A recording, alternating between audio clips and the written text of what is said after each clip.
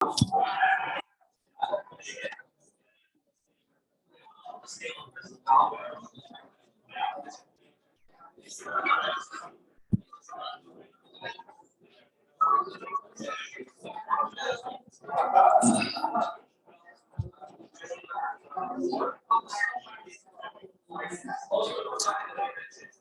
we want this chair here?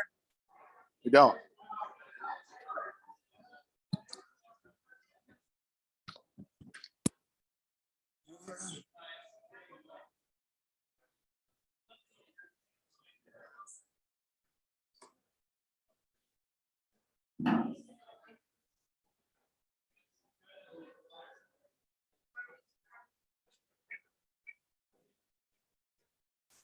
Guys, hey everyone, we're going to get started.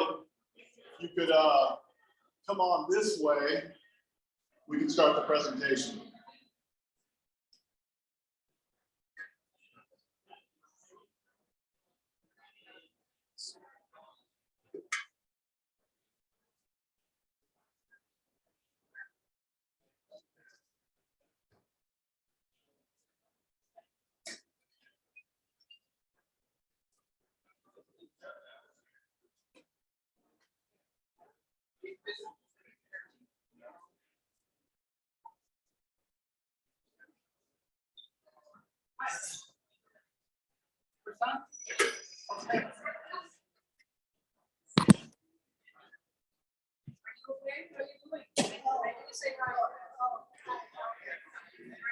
Hey guys, if we can get started, we can get over here and start the presentations and go from there. Hey, Johanse, come on over here, buddy.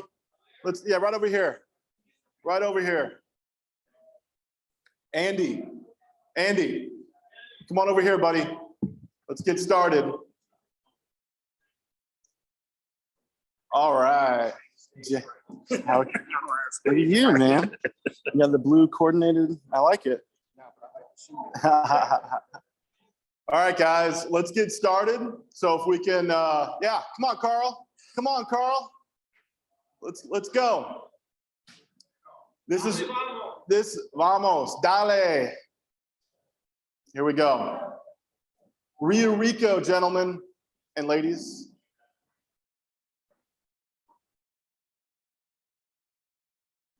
All right, guys. REIA Rico. I want to thank Base Co-working.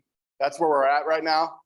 If anyone wants to utilize this space, we can do some tours afterwards, but we definitely appreciate their hospitality. So this is Real Estate Investors Association of Puerto Rico. We've been doing this for about almost 2 years now, guys. So our whole purpose and everything that we do is based on trying to bring value to the community here, trying to bring value to real estate investors, real estate agents, and the whole community as a whole. So if I don't know you, if you haven't we haven't introduced each other, come up at me and let's talk, man. I do want to collaborate. I want to see if we can help each other out. So let's see here. Is there anyone here for the first time tonight at REIA Rico? Awesome. Thank you, guys. Thanks for coming. Is there anyone here doing real estate in Puerto Rico on the island right now? Awesome. Perfect. That's awesome, guys. Thanks. I really appreciate it because I think we're all in this together. You know, we have a hotel project pretty close by, and I know a lot of people that are doing projects near here, and I think we we're all in this together, doing a team here. So I appreciate it, and I'm really excited for tonight. One thing, Adam Greenfader is going to be talking. If you've ever heard him talk, it's pretty inspirational. He's very bullish on Puerto Rico, so I'm really excited about that. And we're also going to have Mr.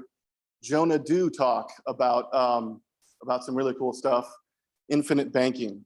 So the agenda, we're going to do announcements, and then we're going to have our special guest, Adam Greenfader. First, forced networking. Robbie or Seth is going to be talking about their Opportunity Zone project. So that's going to be exciting. Stay tuned for that. And then we're going to do needs and wants. So when anyone is coming up here, try to stand right here for the Zoom meeting and try to put this microphone on. So needs and wants, come up here and do that. And if anyone asks a question, try to repeat the question so the people on the Zoom call can hear. I think that's about it, guys.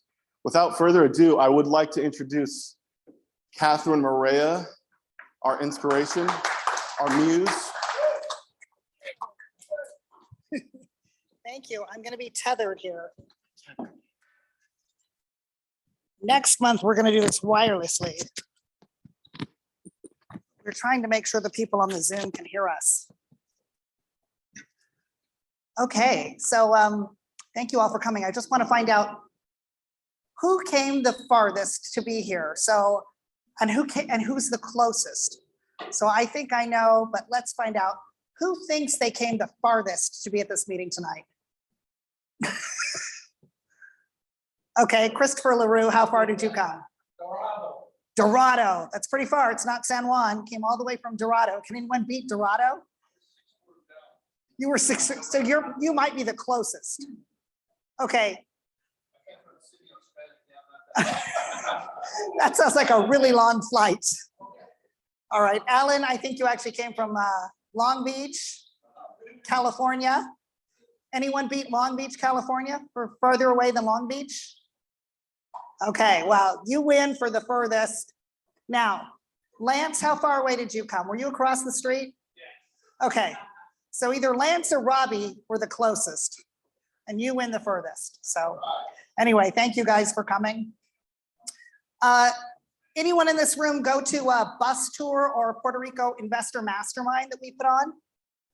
Adam was the speaker, okay. Andy, you were on one of those bus tours, weren't you? Paul?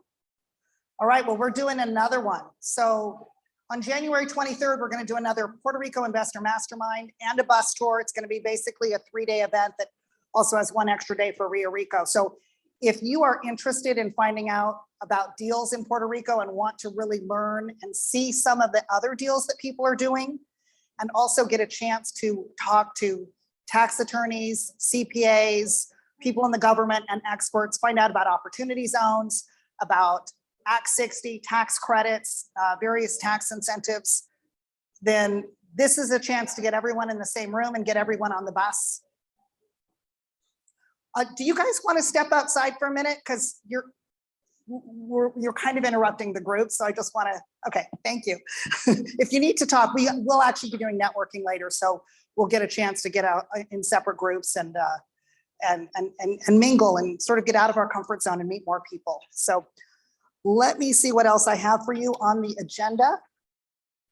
Okay, if any of you know or are current holders of an Act 60 decree that need to donate for your, the Act 60 people who are here with the Capital Gains Individual Investor Act need to donate each year as part of their decree. So the REIA Rico has an affiliate that's a nonprofit, and we can actually accept donations. And what we do is, if you want to become an annual supporter of REIA Rico, you get to come to all of our events, the Breakfast Club, you get to go on the bus tour with a discount, and you get all of these meetings. It's all included. That's about, we like to ask for $250 donation. Of course, if people have to donate more, we really appreciate that. So if that's something you're interested in doing, I've got QR codes up at the front desk. So we put QR codes for annual supporter, as well as if you want to be in our WhatsApp chat, you can scan the QR code and join our REIA Rico WhatsApp chat. And the other thing we have is the PR Mastermind. We have a QR code for that. So we try to make it all easy and don't waste paper. So join us for any of those things. Now, how many people here have been to our Deal Makers Breakfast Club? Wow, way more than half of you. That's great. So what we do, if you're not familiar with it, is every single Saturday morning at 7:30 a.m. we meet somewhere. We used to meet at Robbie's house every Saturday morning, but Robbie sold his house. And so we've been sort of homeless, which has actually been kind of interesting because we've gone to different real estate projects while we've been homeless. So we got to see, we got to see a project Robbie did. We got to see a project that Lance and I did. We got to see we got to see a nice office space. So there's actually, it's kind of a cool thing to just get to see what different people are doing and actually, you know, get your eyes on. Is that in San Juan? Isla Verde. Okay. Okay. It's on. Well, I guess you all know now where we're going for a breakfast club this coming Saturday. So if you are an annual supporter, that's free. If you're not an annual supporter, it's just $10. And we do a light breakfast and coffee and deals and networking. And we've actually made deals out of that group. So we've got a number of deals that have been born out of this group. Sometimes we go on little tours and see projects that people are bringing to the group, and we have some mentoring and networking. It's a little more informal than this. So let's see what else we got. Now next, I actually want to introduce someone to the stage. I think we're very lucky to have him in town right now, and I'm going to read you a little bit of his bio.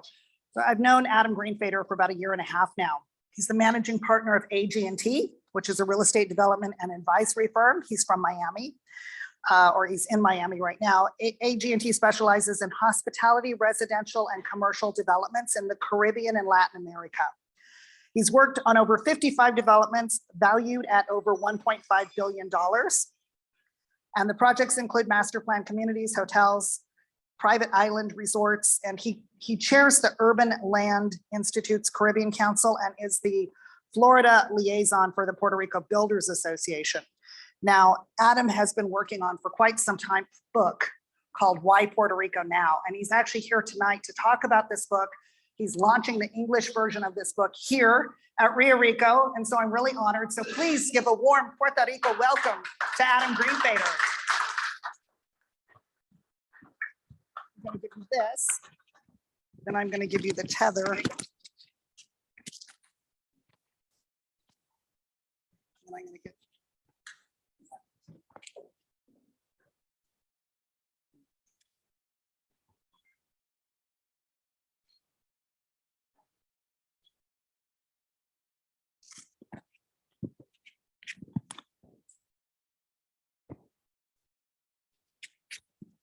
right that in every crisis, there's an opportunity. But what do you mean? In fact, the first sentence of Why Puerto Rico Now, in every crisis, there's an opportunity. And I firmly believe that when times are the hardest, when things are the darkest, it really is about looking and finding the right, the positive solutions to things. And in Puerto Rico, during obviously the 15 years of the economic depression, things were really hard. A lot of families lost millions of dollars. A lot of people were forced to real estate values plummeted. People lost their homes, their business empires. And so that only got worse with COVID.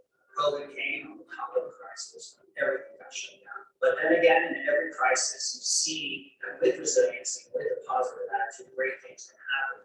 I wrote the book because I really felt that there was a need to provide some long-term economic planning and new solutions to Puerto Rico's economic crisis. Hurricanes are happening faster, longer, and it's getting to the point where our assets are just not hard enough to withstand the change. The system is geared for accidents to happen, calculable times over long periods. But what happens if the crises happen more frequently? But what happens if they're stronger, create more damage? Eventually, insurance companies will decide to go elsewhere. And I think the big challenge for Puerto Rico is what happens if that happens? And more importantly, what can we do today to prepare ourselves for that eventuality? Great assistance with the University of Miami, Masters of Real Estate Development Program, with the Urban Land Institute, UOI, Southeast Florida, as well as the Puerto Rico Builders Association. These are groups that for many, many years have been fighting the cause, have been working to create sustainable situations and relationships. And I've been a big help for me. I definitely would like to acknowledge these groups as well as countless individuals who are listed on the board who've been great help starting the conversation, but more importantly, being able to continue some of the topics and be able to go forward with innovative solutions. Puerto Rico, however, is moving forward in a time that's unquestionable. All right. All right. So thank you. It's official. This is out. It's official. The book is out. It's happening. It's happening here at REIA.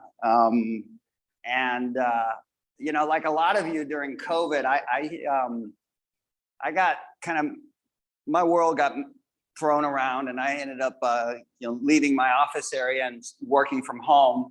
And when I was actually working from home, I found that the only real place that I could close the door and have some privacy was in my guest bathroom.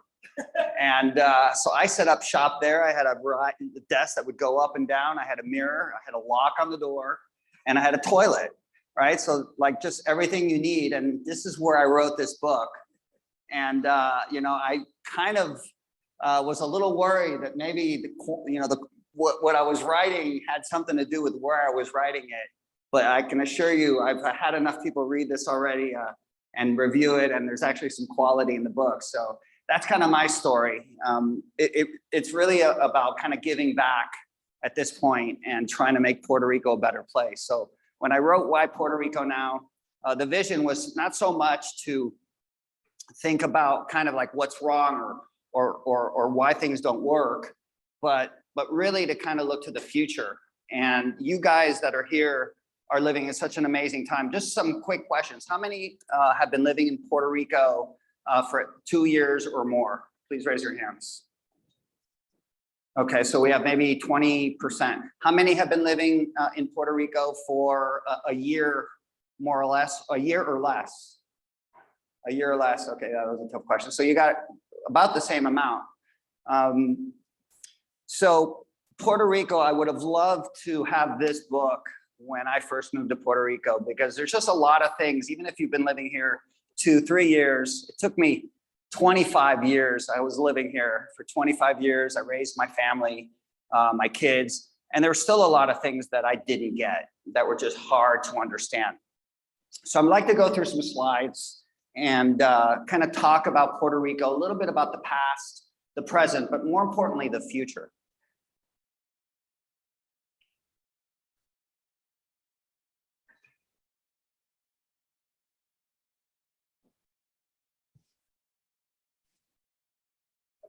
Yeah.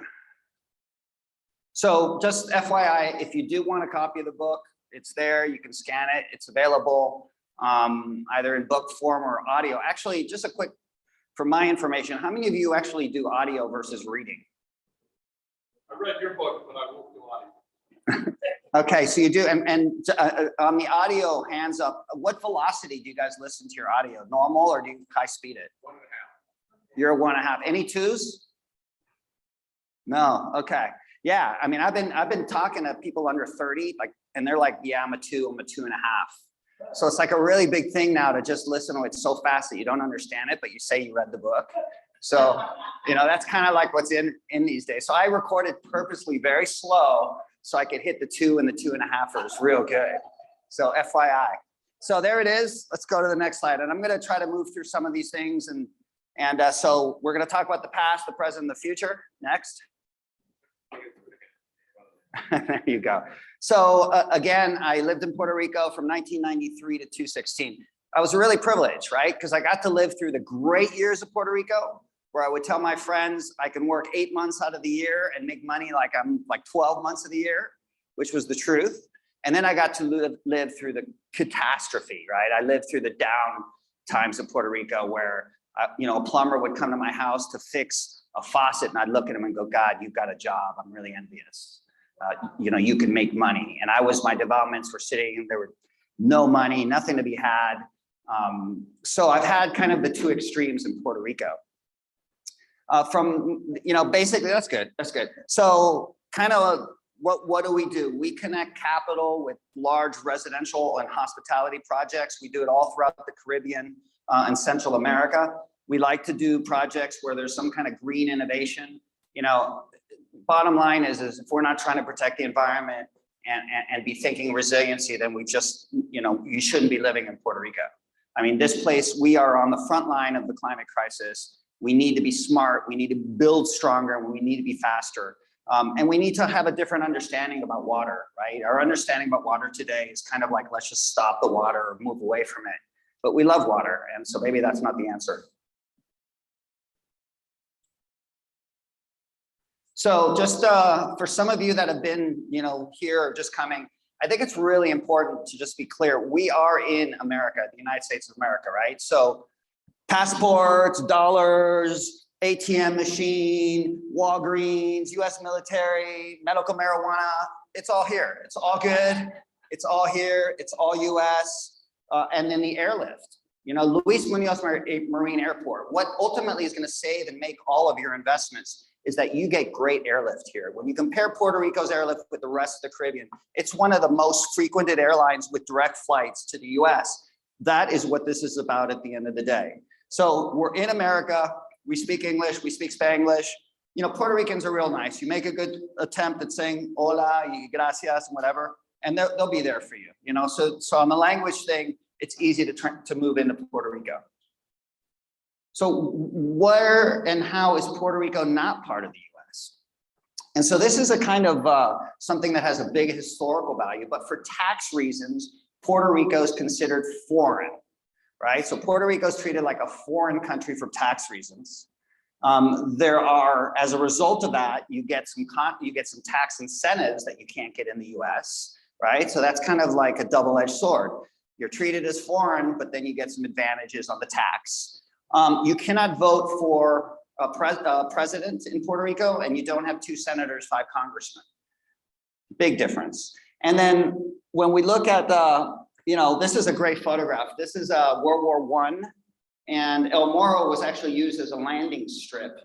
This is a historic photograph. So basically they said, hey, great green grass, I'm gonna land my planes. Yeah, shows you how much kind of the way that the US, when it first came to Puerto Rico, thought of the Spanish and some of the Spanish remnants. Switch.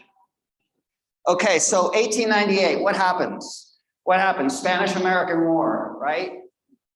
US comes to power, we become for the first time in the history of America, we actually start fighting outside of the US. We've done enough Civil War stuff, and we're like, okay, now time to take on some other places. And so we kick the Spanish out. And what does the US do? And this is really important because you guys have some things that you see and hear today that go back to some of that initial economic planning. First thing the US does is it says, we're putting in the dollar, not the Spanish peseta. Now, at the time, the US was the largest hegemony or country that basically ruled the world. The dollar was about 10 times stronger than the peseta. So you had immediate inflation. Immediate inflation. It was like what they went through Europe in the late 90s and 2000s. Second thing, the second thing that happened was the zoning was changed. The Spanish zoning was based on revenue. In other words, if your property made X amount of dollars, you would be taxed X amount. Simple, easy, no problems. The US came in and it changed the zoning to our use zoning. Commercial, residential, hospitality, blah, blah, blah. Everybody pays taxes. So suddenly all these owners of these large land estates that didn't do anything, but they owned it, they didn't have any revenue, suddenly became taxable and taxed. And you can kind of understand what happens when you have something that normally is not taxed and then it becomes taxed. The goal was pretty simple. The goal when the United States came to Puerto Rico was let's industrialize Puerto Rico and make Puerto Rico the sugarcane manufacturing facility production of the world, right? Let's rock and roll with sugar. So all of these landed estates that came back to the government of Puerto Rico were passed over to large sugarcane companies that were bringing all these pieces of land together to create sugar. Now, this was around 1910, 1911, 1914. What happened around the 1918, 1920, 1922s in the United States? Great Depression. Great Depression, right? World War I, Great Depression. Well, in the Great Depression, 1929, Great Depression, what do you think happened to sugar prices? Okay, I'm getting different consensus. Up or down? Down. Why? Who the hell needs sugar when you can't even drink coffee? Right? You couldn't afford coffee back then. So it was a bad bet, a real bad bet to put all of your agriculture into one crop, and it's a luxury crop. And the next thing you know, it's the Great Depression and it failed. So we had massive amounts of the slums that you see today. Many of the slums that you see today in Puerto Rico were created Because of all these people who had lost their farms and all their agriculture, they started to work in the sugarcane, and within a decade, all the sugarcane went bankrupt. Imagine that. That's a great start. So you get high inflation, you get new taxes, and you have no economy and no food. Those were the early years that we're looking at here.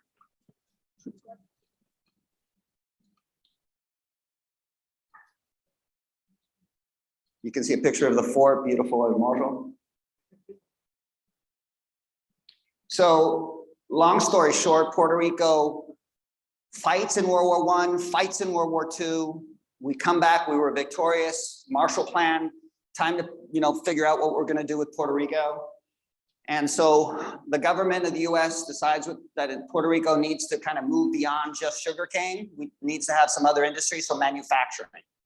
And so manufacturing becomes really the focus of everything in Puerto Rico. And today I get asked questions like, why is Puerto Rico tourism only 6.75% of the GDP?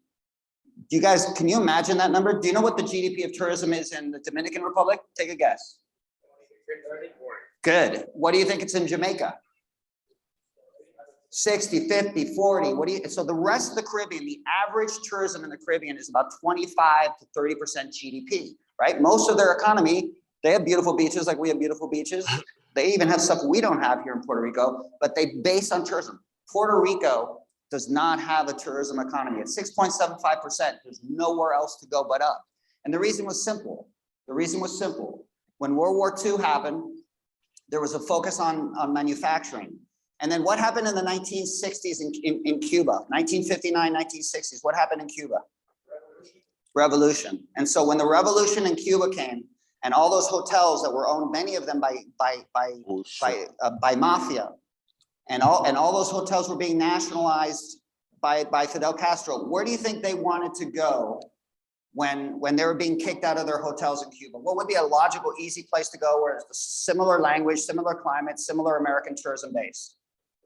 Puerto Rico. Very easy, right? Very kind of obvious, like, oh, we're gonna go from Cuba to Puerto Rico.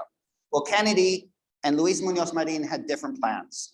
They didn't want to go into the same situation where 10 years down the road, the crime, all the bad stuff coming in, would have led to the communists. So Puerto Rico has been focusing on manufacturing forever.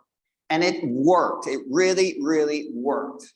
In this period of time from 1945 up until the 1990s, there's only been 5 plebiscites in Puerto Rico. What's a plebiscite? A plebiscite is when the people decide what they want to be. Do you want to be part of the United States? Do you want to be independent? Do you want to be the same? Only 5 votes. So the people were really happy.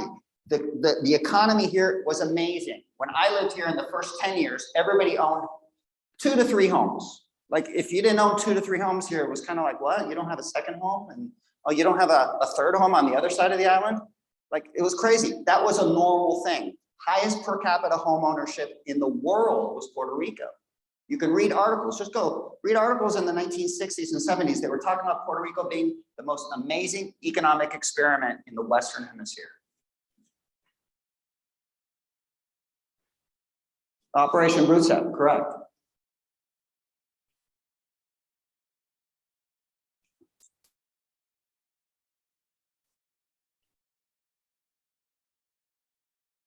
So this is where we talked about what Puerto Rico started to look like, and as the island started to become manufacturing, it started to evolve, and not just become a good manufacturing hub, it became a world leader. And still to this day, you have some of the smartest engineers and manufacturing professionals in the world. The University of Mayagüez, which is over there, it's called the RUM on the far western side. It is the #1 university that is recruited by NASA. NASA recruits all over the United States, but it recruits it takes more engineers from that university than any other university in the United States. So this infrastructure to build manufacturing has really grown and it's matured. It started with clothing and then it went into metals and then it started going to pharma and then biopharma. So it's really evolved over the years. And it's a testament to how amazing the workers are both trained and are efficient in terms of manufacturing.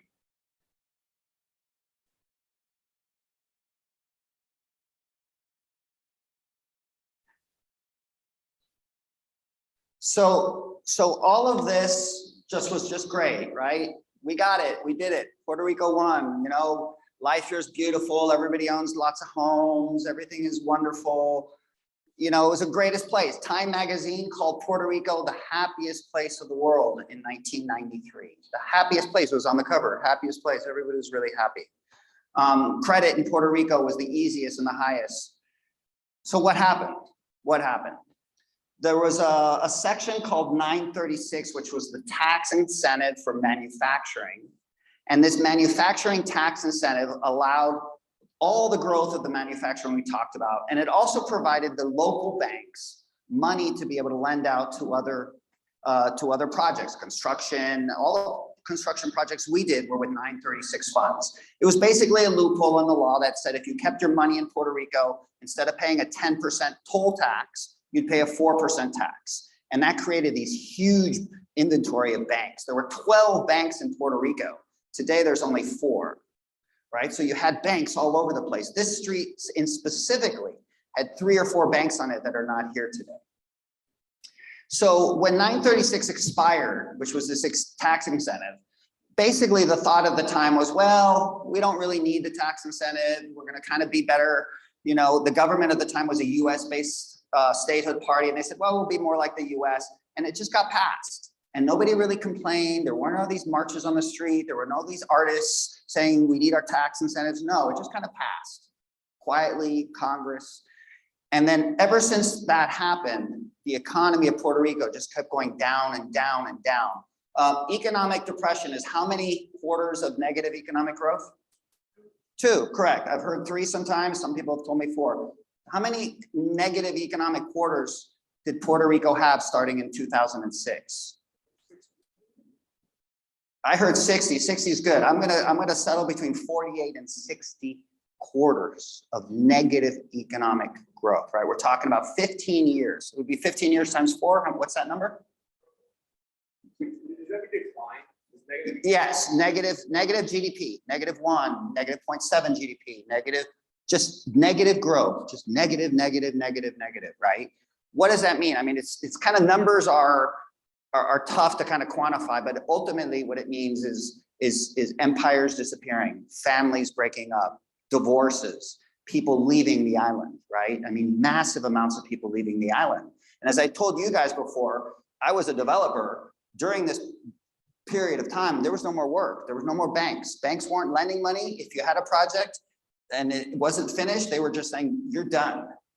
Give us the project back. I mean, that's what the time was. And so Puerto Rico went bankrupt. Puerto Rico officially announced bankruptcy. And the US government came in and put this oversight board. The oversight board, which is still here today, regulates the economy of Puerto Rico. Basically, the governor of Puerto Rico and the Congress, they can't do anything. They have to go to the board, board has to sign off on it. So it is a complete oversight of what's going on in Puerto Rico.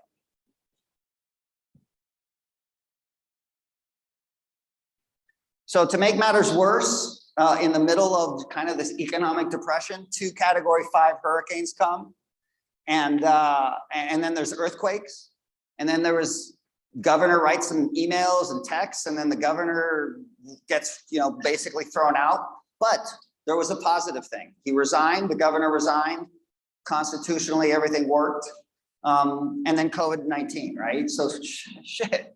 I mean, what else? What else? And so it's been, and this was all in the past. And you see, for you guys, the only important thing, the reason I want to mention this is because there's still a lot of pain in people's eyes. You know, when you see the Puerto Ricans, when you talk to them, when you look at the streets, they're carrying all of this on their backs. And I just kind of want you guys to be aware of that. Next.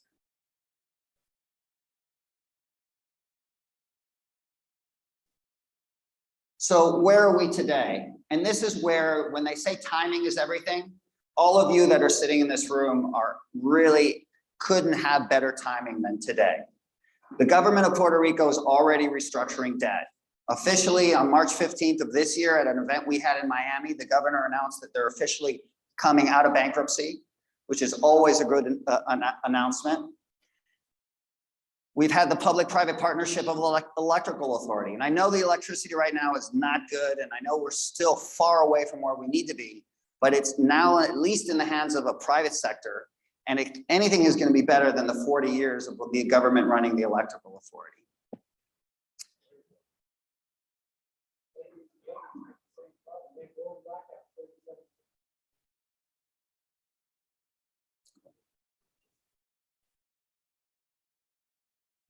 So what's happening?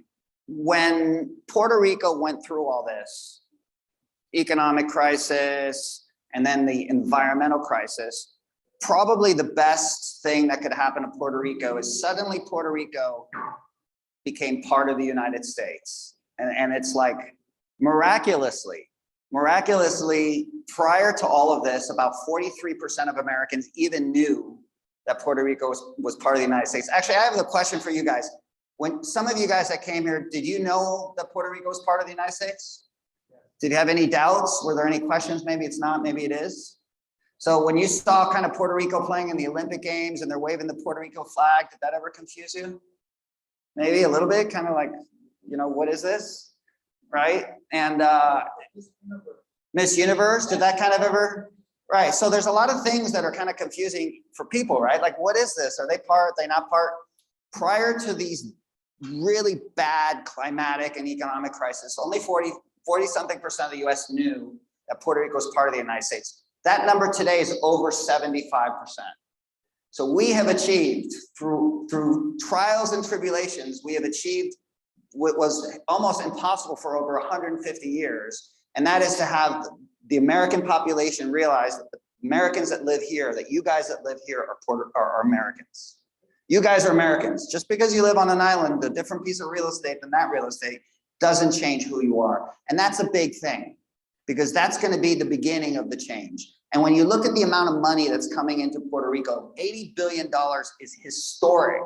The United States has never given Puerto Rico or any other place any kind of money that's even close to this.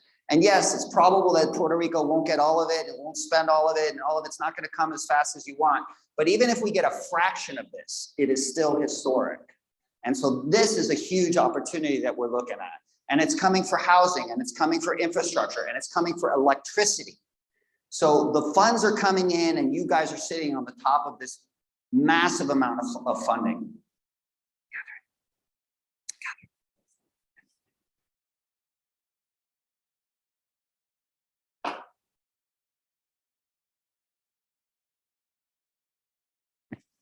So, you know, I'm always getting asked, hey, Adam, where do you think the big opportunities are? And I'm going to share a few slides on kind of where I see the low-hanging fruit and areas that, if I were in your position, especially the younger men and women that are here, manufacturing in Puerto Rico, obviously, with about 48% of the total economy, is already the largest part of Puerto Rico's economy. Puerto Rico does more biomanufacturing exporting than the next 5 US states combined, right? So there's just any drug that you guys have ever taken, legal drugs, have been made in Puerto Rico, right? So those Tylenols, the Advil, the blah, blah, blah, they don't say made in Puerto Rico because Puerto Rico is part of the US, but they're made in Puerto Rico. So I think that what we're seeing right now, after COVID especially, was this kind of reshoring. And the bottom line is America has realized, just like France and Germany and China and everyone, that you got to make some of your own stuff at home, especially the things that are going to keep you safe, right? Like, it's good to have capitalism where we find the lowest price and where we use the cheapest labor and blah, blah, blah, blah. But there's certain things that you need next door, right? You need to be able to use them. You need to be able to have them close by, and you have to be able to not rely on third parties. So reshoring is the big winner for Puerto Rico and the United States. And we've done so many studies of the quality of manufacturing of Puerto Rico versus Texas versus Los Angeles versus other US states. And Puerto Rico quality on quality comparisons is equal. In most cases, sometimes even superior to stateside. And do you think the manufacturing here is the same price or less than in the United States? Yeah, about 15% less. So without any tax incentives, just on quality and price alone, Puerto Rico should take a lion's share of the reshoring, right? And the factories are already there, the infrastructure is already there, it's just a question of ramping up. So I think that if you guys are looking at manufacturing, you've got opportunity zone, you've got other tax incentives on top of it, but this is really a low hanging fruit. We closed a $300,000 square foot manufacturing facility last year. And then really the question in Puerto Rico is if you put it in good shape, you get it fixed up, you're gonna have it rented and leased out. Yeah. So this is kind of, has anyone seen this before? The Arc up in Miami? This is a floating house. And it's not a houseboat, meaning that it doesn't float on the water. It actually has these hydraulic pillars that raises it about a foot above the water level. So you're never feeling the swaying. And the reason I put this up is I think that as we start to deal with the climate in the future, we're gonna really need to start thinking about water and how we adapt to it, rather than just simply trying to say we're gonna stay away from it. So housing, many of you, how many of you said you do real estate, how many of you are in the residential sector one way or another? Okay, cool. And then in the residential sector, how many of you do affordable housing? Okay, so about 30%. How many of you do mid-market housing? Okay, another 15%. How many are you in the luxury sector? Okay, one over there. Good. The reason I say that, and it's good to know, Puerto Rico has almost an unmet need for affordable housing, right? And there's no way you can build too much affordable housing in Puerto Rico. So the challenge is how do you get it built? Costs, how do you get it financed? Subsidies. But Puerto Rico has this US subsidy system. We have 18 affordable housing projects that we own and manage throughout Puerto Rico. All of our funding is US funding. So the advantage of living here, since you're in America, is you can do American-based programs, but you're in Puerto Rico. So you literally can do everything with the US, but you're in Puerto Rico. That's amazing, right? Because you don't have to get involved in local politics. You just have to get your permits and then you can get your funding and subsidy from the US. I think that we talked about opportunity zones, which always add to a nice little twist to what you can do with your return on investment. And then obviously today there's about $8.2 billion that are just being allocated for funding, CDBG-DR funding. And that if you mix that with some of the tax credits or low income housing tax credits, projects are gonna be done. I was at the Builder Show this week in Puerto Rico. There's 17 projects, affordable housing projects that have now been funded. And I expect that within a year from now, we're gonna see all those projects under construction. So it's taken a long time. I know that many people have been pushing and waiting for the money, but the money's coming out. That's what I can tell you today. The money's coming out. Projects are being done in Puerto Rico.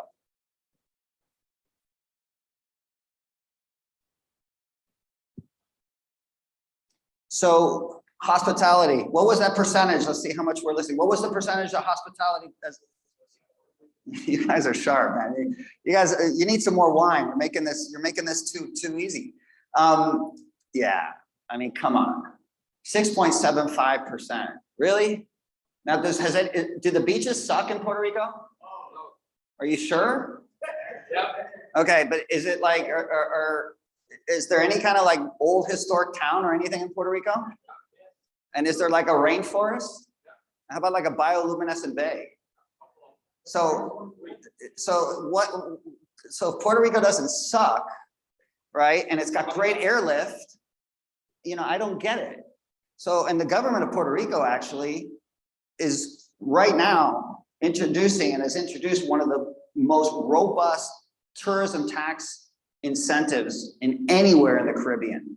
I mean, if you want to do a project today and it's tourism based, you have the ability to get money back guaranteed, right? Up to 40% in some cases. The program that we've used a lot is 10% upfront that goes on your capital stack. What does that mean? You don't have the equity for the down payment. You go apply for your construction loan, and the day that you're going to close your construction loan, you can get 10% of your equity requirement as a tax credit. You sell the tax credit, it's like cash.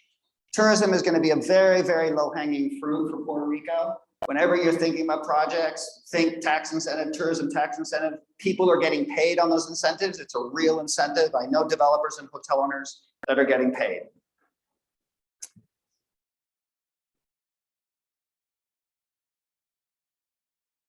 And then resiliency. We talked a little bit about this. When solar panels came out, 20 years ago, 30 years ago, it was always 7 to 10 years before the repayment, before it became, feasible. Then it started becoming less time. Most analysis that I've seen on resiliency is usually 3 to 4 years payback. Your investment in solar batteries, you get it back very quickly. Today, the power of solar is just getting better and better. You've got the ability to match that again with government subsidies.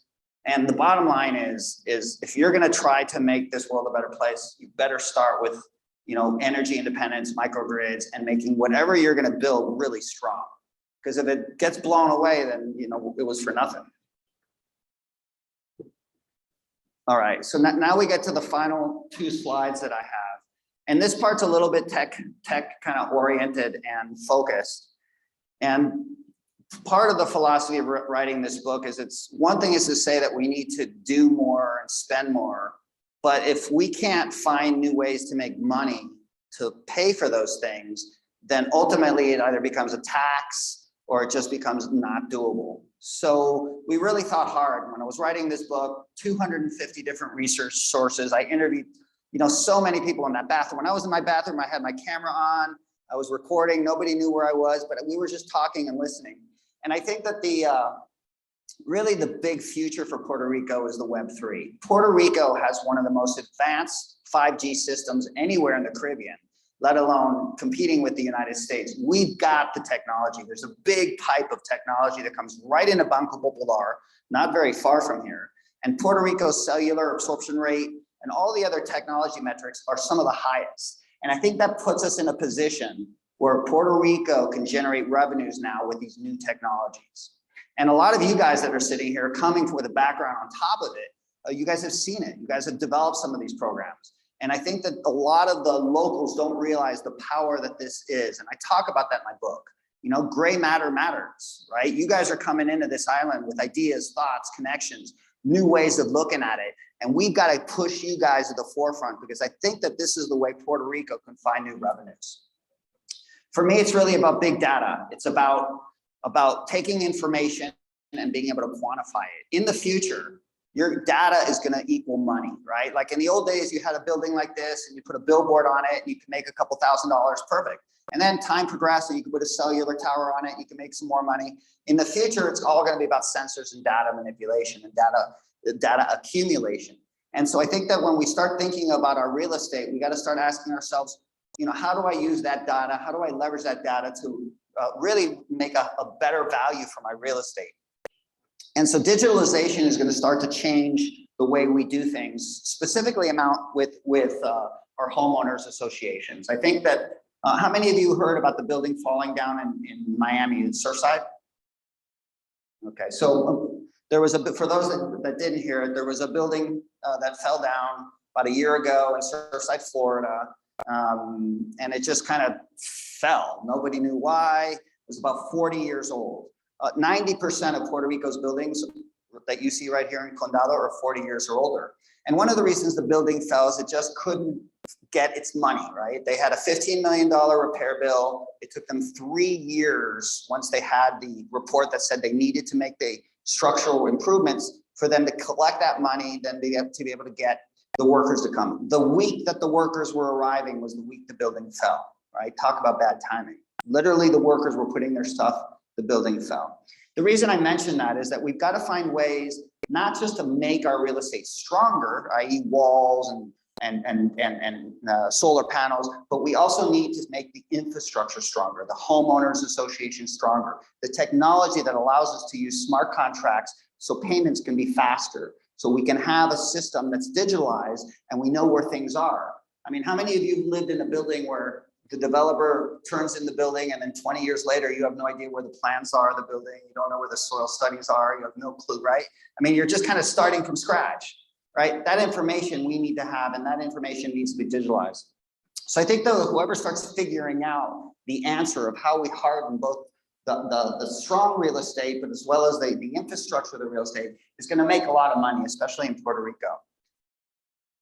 And then lastly, we have to find a way to help those that contribute. In other words, there's a lot of people that can't afford to buy real estate, right? They live in affordable housing, they don't have the money, but they're willing to do things, right? They're willing to help at the Christmas party. They're willing to be the one who supervises the landscapers. They're willing to contribute to the real estate. And I think with the new blockchain technologies, we're going to start to see the capacity to reward those that contribute and be able to take people to go from renters to owners, not necessarily with the money that they have, but with the actions that they do. So these are just kind of some tidbits on kind of what I think the future and the opportunity is. And I just want to say thank you to everybody. Catherine, this is great. Thank you. Thank you, Adam. Wow. Well, if you didn't understand Puerto Rico before, I think you understand it now. We're going to break up and do a little bit of networking. So I like to call this segment the forced networking. We are going to break up into groups based on the color of your name tag. So if you look around the room, the yellows are over here, the reds are over there. And hold on one second. Can I just get your agreement? We're going to only take 10 minutes because we're running a little bit behind. You're going to get into groups, and what you're going to do is you're going to share your name, where you're from, and then you're going to share a tip that you are using for efficiency, a little time hack, something that works for you that you can share with the group. So ready, set, go get in your groups and go meet some new people.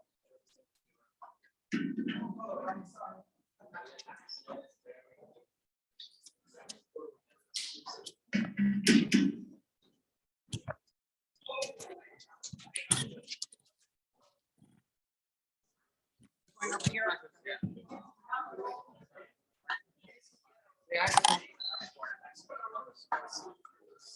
Oh, I'm just.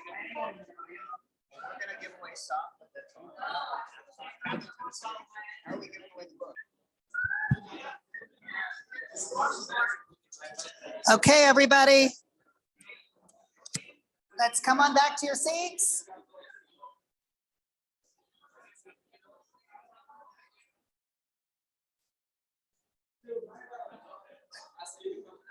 Come on, let's go. Back to your seats, people.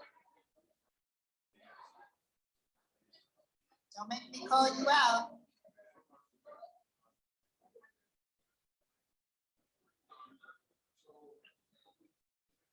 All right, sit down, take a seat. Take a seat. We have another speaker here I want to introduce. Go ahead and sit down. You can talk more at the end. It's perfectly fine.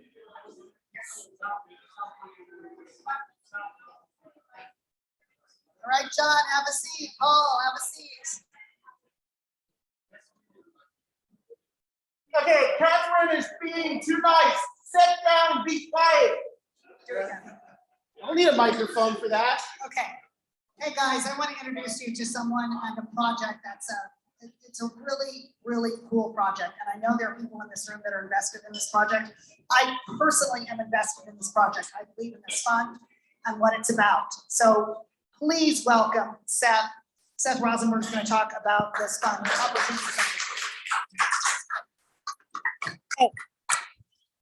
I have a clicker, or am I just telling you? I'm going to click for you. You're going to click something.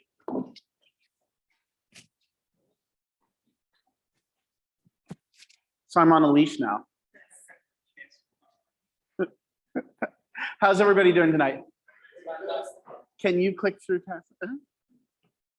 So I always have to put this up. So we are a Reg D fund. So if you're an accredited investor and you have opportunity zone money or other money that you would like to invest, you can read the offering statement. I have to remind people that this is not an offer or solicitation to sell securities. So this is a registered security. You need to work with people that are registered to handle it. If you need to contact that, you can email us and we can help you find people that can help you with that.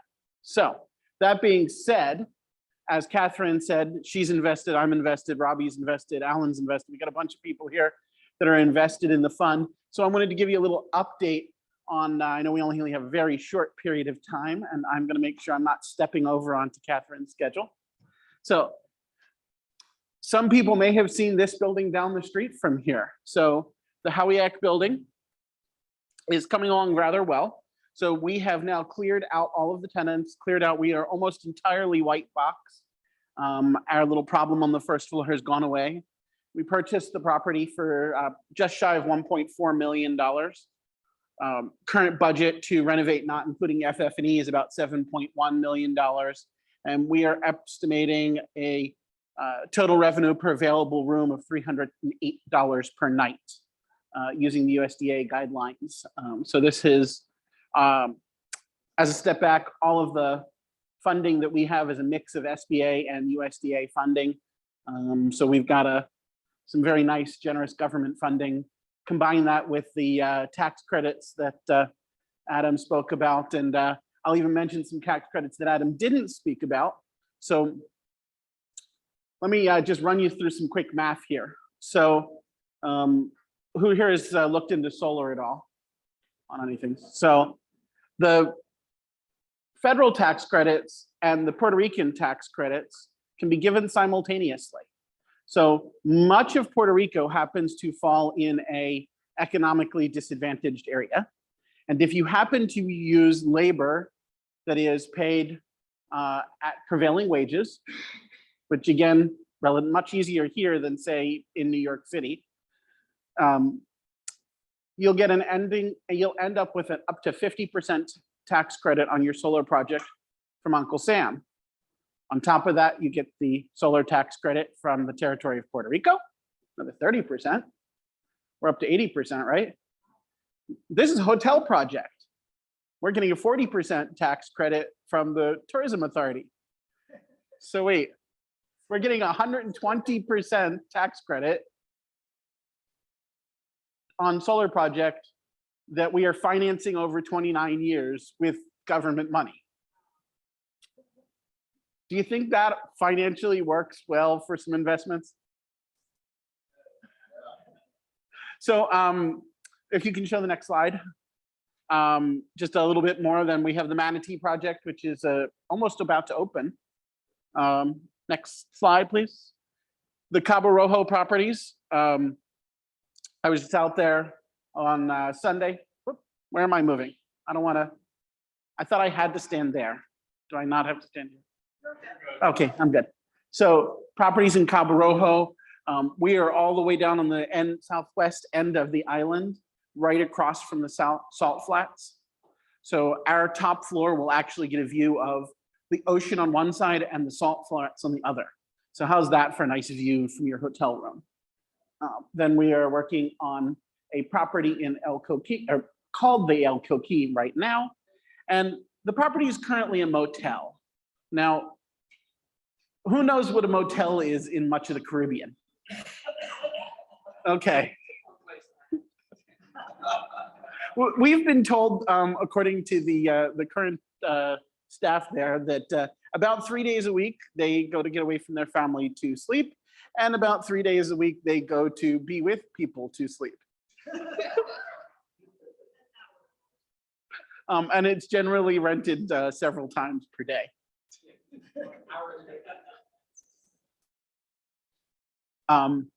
So now we'll take a look at some of the pictures of what's going on with our design and development with the originally the Howiak building. If you can move to the next slide. So this is a 1950s picture of what this area in Ponce de Leon looked like. That's the street out here. Yep. This is rendering here. Oh, you can keep going to the next slide. So rendering of the outside. We're gonna have wide open, spacious lobby feeding into 42 rooms with function space, rooftop restaurant. Another rendering of the lobby. More rendering of the lobby. That slide's actually out of date, but next slide. So one of the things that we love the local architects that we're working with. We want to make sure that everybody has the Puerto Rican flair. So she's sourcing a bunch of local artwork from artists all over the island to be the design elements throughout the hotel. So we're not just going to have, this is not going to be a Marriott. So next slide, please. The layouts, the rooms. Next slide. Now we're out to Cabo Rojo. So now the interesting thing is that we had to follow USDA guidelines for calculating some of these numbers, which is kind of important. So we're estimating publicly that you're gonna get about 5.1 unlevered multiple or about a 13.9 multiple on your investment. Except we had to use the USDA guidelines, and the USDA says that we can only use total rev numbers based on the properties as they exist right now. We fully expect, based on our hotel consultants and staff, that we are going to be above the market. We're going to be in the top quartile, which means that hopefully we're not at 384 RevPAR. We're actually hoping to be possibly as much as double that. So this is what it looks currently. This is some rendering, preliminary rendering of some of the buildings. So you get an idea of the recreation area, kids area, beachfront access. We actually have 1,900 feet of beach. So we're replacing most of the buildings with cantilevered glass, open, wide views. We want you to be able to see everything. It's just such a gorgeous area. Why would we have you in these caves? Right now, the buildings are, what's left from the buildings after the hurricane, they're cold, they're concrete, they're dark. I was out there in the middle of the afternoon. It was absolutely gorgeous and sunny, and that's what we expect from here. The Manatee project, just about to open. So honestly, probably not a whole lot that I can tell you about that. Next slide. This is our motel. As we continue moving on, mature forests all the way around the property. Next slide, please. We're going to take it and make it a jungle retreat. So as of right now, I believe the rendering has us going somewhere between 120 and 150 rooms is where we are at right now. The jungle retreat is where it's labeled El Coqui. It's actually roughly 40 minutes from the airport, yet it's all the way in, it's right at the edge of the forest. Close to San Juan. Yep. So we have things like this, and I can show somebody a picture on the phone, but we have this absolutely gorgeous views into San Juan. And so we're going to do things like have a multi-tiered infinity pool that you can see San Juan from. So just imagine sitting in that infinity pool, looking out over the mountain. So, and you recognize some pictures here. You got me, you got Ari, sorry, Robbie. I'm looking at the top screen. Ari, who you may have seen here before, he has offices down the street. Dave's out of town, I think. So Michael out in Oregon, Ashley in North Carolina, and myself. So, as you can see, a pretty extensive team. And actually, we're missing we got one more manager since then. So I don't know why that didn't show up on the slide. So it is an investment opportunity, but you do have to be a qualified investor. And I have to give people ideas. So an important thing here that we're doing. So $17.5 million raise. It's currently an 8% pref. However, with a pretty generous split system. But at this point, we own all the properties. Pretty rare in a fund. We're about halfway capital raised so far. We're about to start having the first draws on the loans. The first round of design and development is done. And The first of the, even though it's the smallest property in the fund, the first property is actually almost completed and almost ready to start generating revenue. So we're shaking things up a little bit. January 1, we lower the pref. So if you're not in by January 1, we're lowering that to 6% with a split at 10%. So we're going to drop that, your returns by about 20%. So we don't want people like Catherine and myself who put money in early to be hampered by the people that waited for everybody to put money in first. So you snooze, you lose. Any questions? You can email info@islandparadisepr.com and we can help you make sure that you get appropriately connected, give you appropriate documents. So if you have questions there, I can answer probably like A1, maybe 2 at most questions, and then I turn it over to whoever the next speaker is. Do we have a 1 or 2? And if not, I will turn it over to the next person. No questions, cool, easy for me.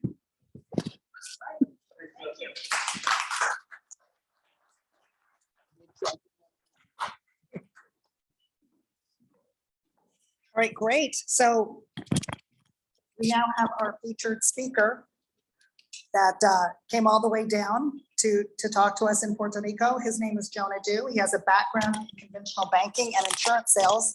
And for the last 5 years, he's been a hands-on teacher of a very specific privatized banking concept and has personally helped thousands of people understand how to create more cash flow. Does anyone want to create more cash flow? Yes. Okay, so he thinks that your money situation should be part of that equation. And he lives in Greenville, South Carolina with his wife and 2 young children. Greenville. Boy, you've been listening to too much stuff in Puerto Rico. Please give a warm Puerto Rico welcome to Jonah Du.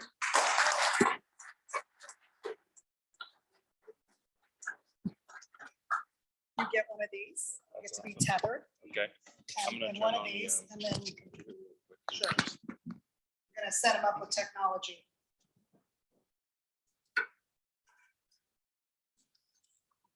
A lot of information for you tonight.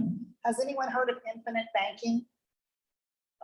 Okay, a couple of you. I've been hearing about infinite banking and some of my friends in California are doing it, but I haven't quite understood it. So when Jonah contacted me about the chance to speak to our group and talk about infinite banking, I thought, well, this is great because I'll have a person to really answer my questions.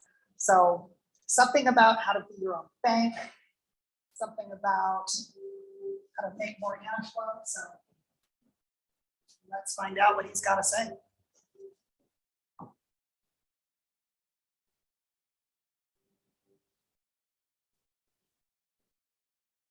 It's fun.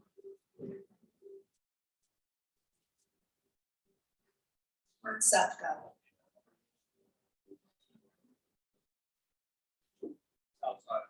What's the outside of it? Does anyone have any questions for Seth or Bobby about the fund while we're waiting? I was just down in Colorado. I drove down there Monday to show a couple of people. So that is just stunning beachfront down there. Oh, I was wondering, Yes. with the Cabo Rojo property, the first thing that stood out to me first was beautiful. Yeah. I'm not jealous of it. But second, for viewers, I'm sure you guys have talked about that. How is that going to work with some glass?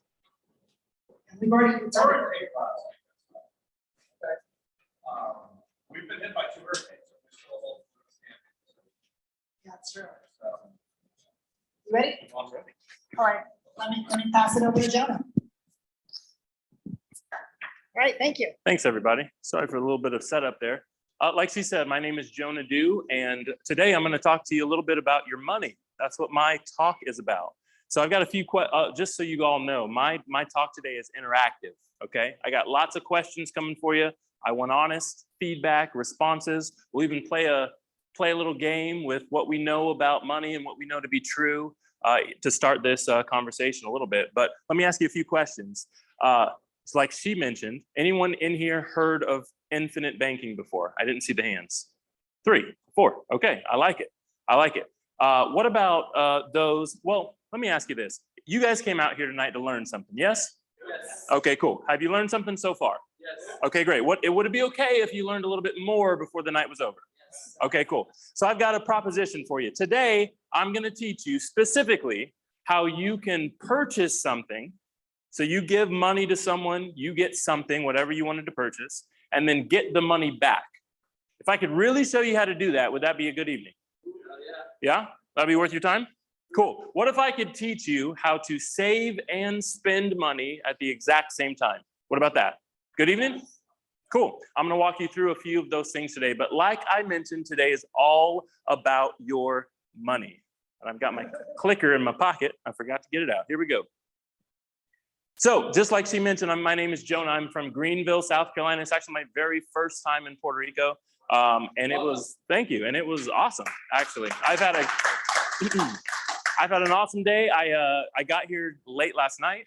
So this morning I took a walk on the beach. And then I'm a computer nerd. I'm a math guy. So I took my computer down, sat in a chair, and just had a great old day. That's what I like to do. So that's what I was able to do this afternoon. I'm having a good old time.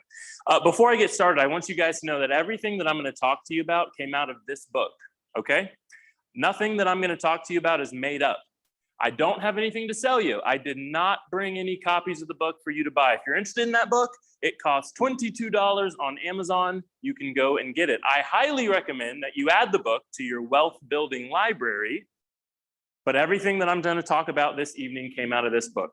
Okay? Good? All right, let's keep moving. I'm going to skip this for time's sake today. Just in case you wanted to watch that video, the whole point of that video is to retrain your mind a little bit about what you know to be true about money.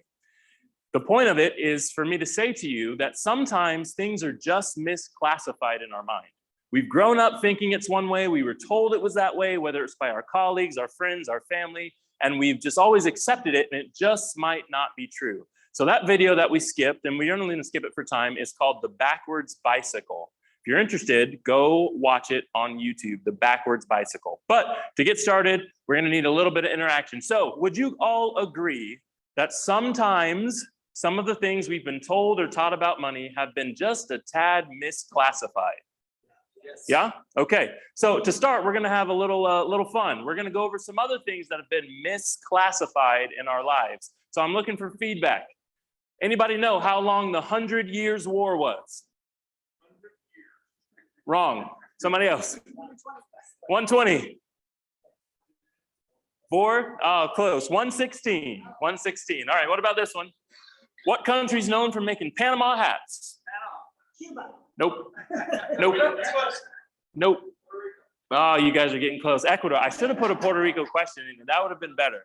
I dropped the ball on that one. Okay. What about? Uh-oh. We lost it. Oh, okay. We're back. Okay, what about this? What animal do we get catgut from? Koalas. You guys like that answer? He's wrong. It's sheep and horse. All right. What about this one? Camel hair brushes are made from what? I like it. Squirrel fur. All right, we got one more. This one's easier. You guys are going to get this one. What color is the black box on a commercial airplane? Orange. I heard it a bunch. Orange. That is the correct answer. Absolutely. Are we all in agreement? Sometimes things are just misclassified. Yeah? Okay, let's keep moving. Have you ever heard this quote? Maybe you know this gentleman. His name is Zig Ziglar, and he has a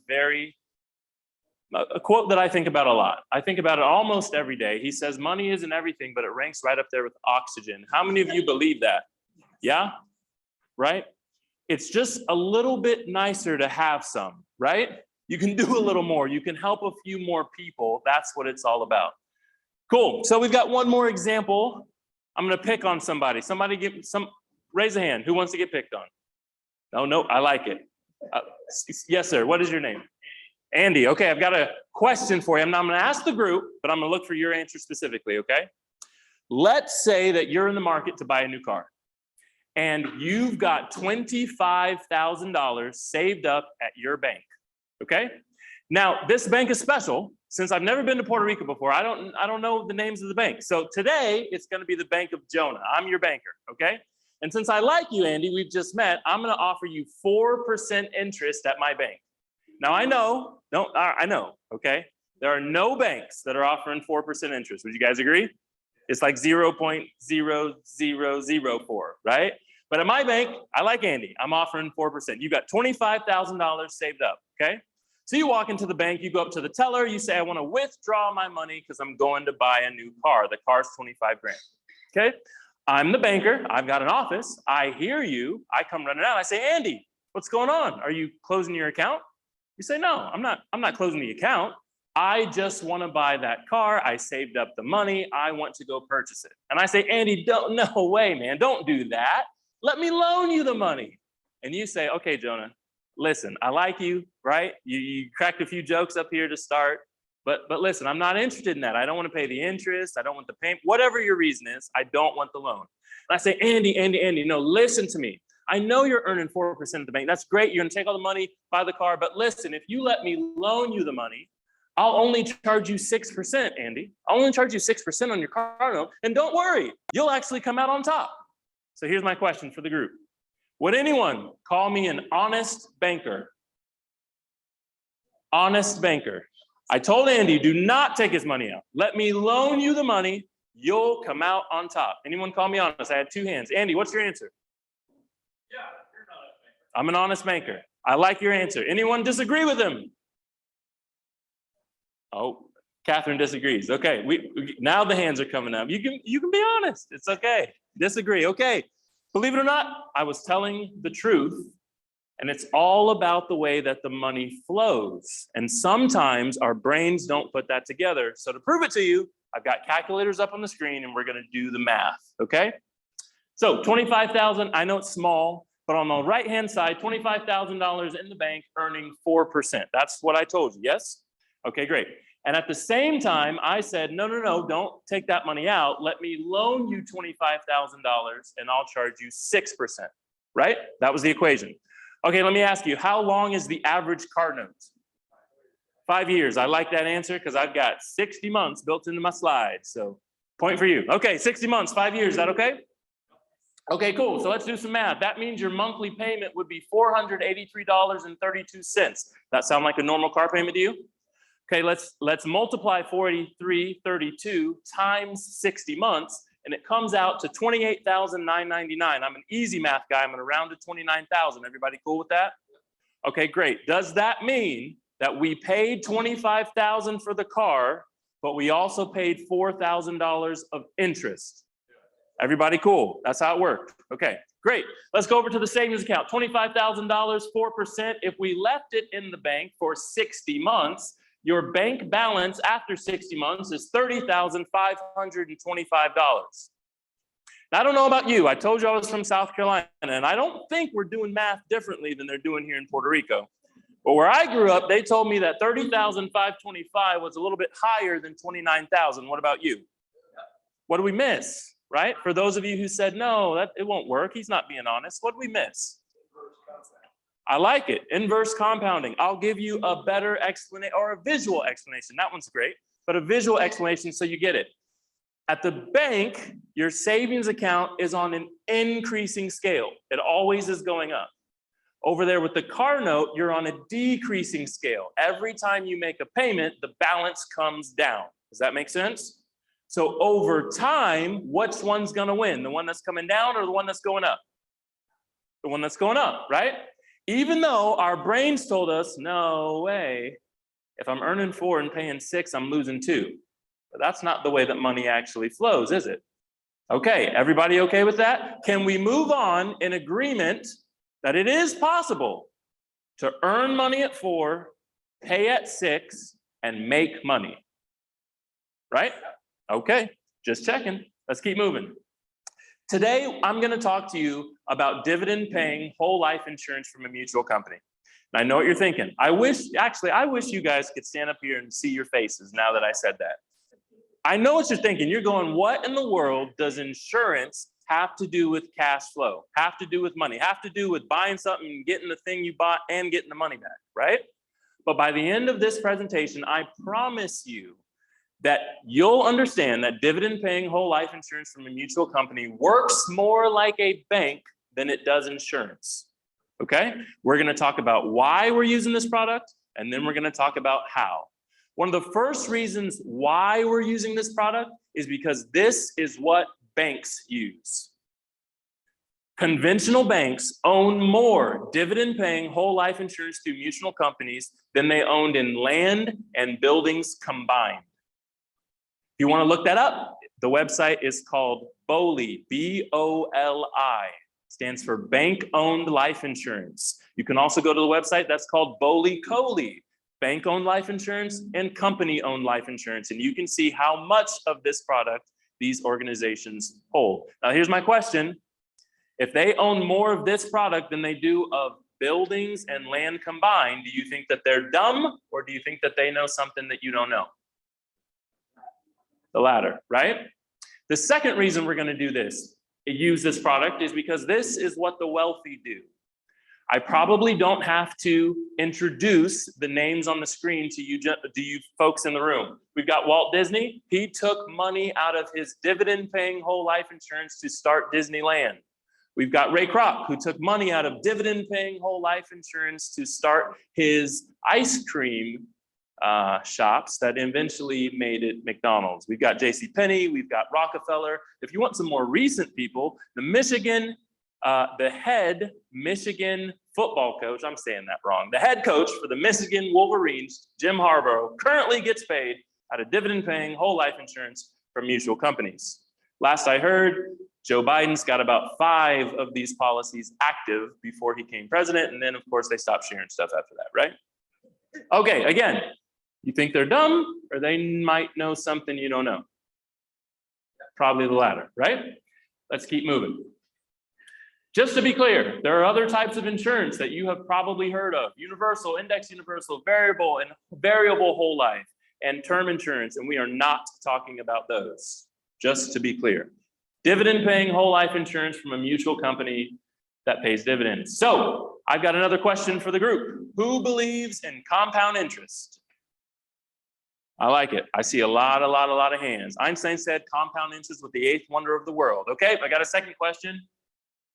Can someone in the room name me a business that uses compound interest? Any business? Banks? Student loans, I like it. Okay, just one business, banks?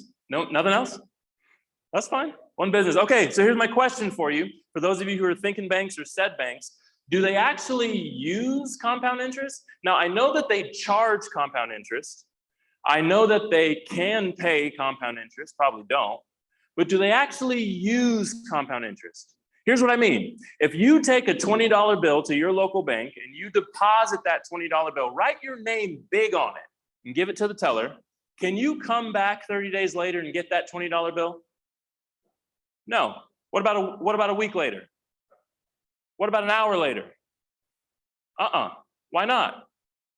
Because the money's moving, right? But they tell us to have compound interest, we need to sit our money still. Isn't that what they tell us? We need to sit it still, but that's not what they do, right?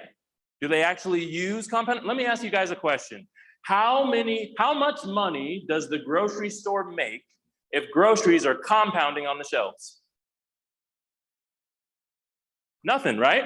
How much money does the car dealership make if cars are compounding on the lot? Nothing.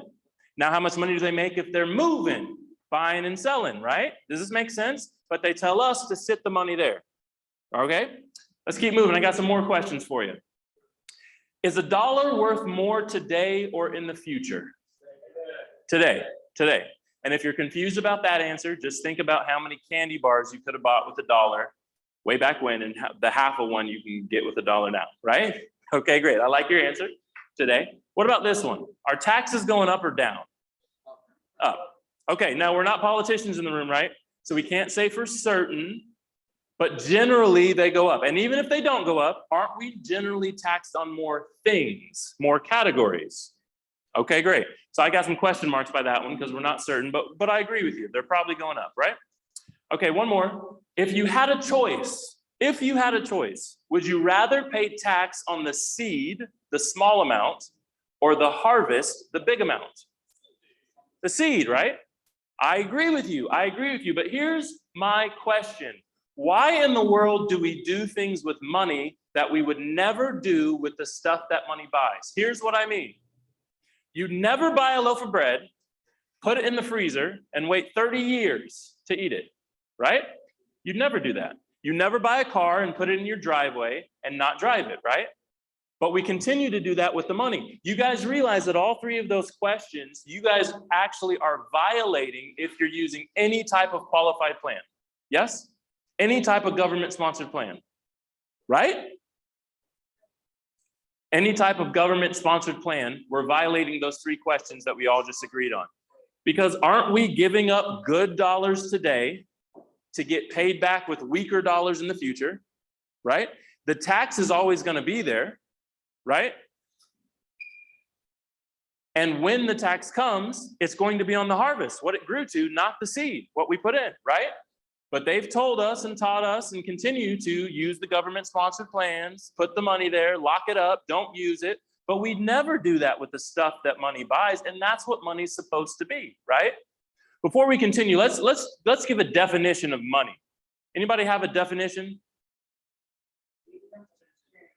I like it. We'll take theirs. You got saved. A medium of exchange. You guys agree with that? See, it's not actually the dollar that we want, is it? It's the thing we can trade the dollar for. That's what I want. I need to give up the dollar to get the shirt. I need to trade the dollar to get the car. I need to trade the dollar to get the house, right?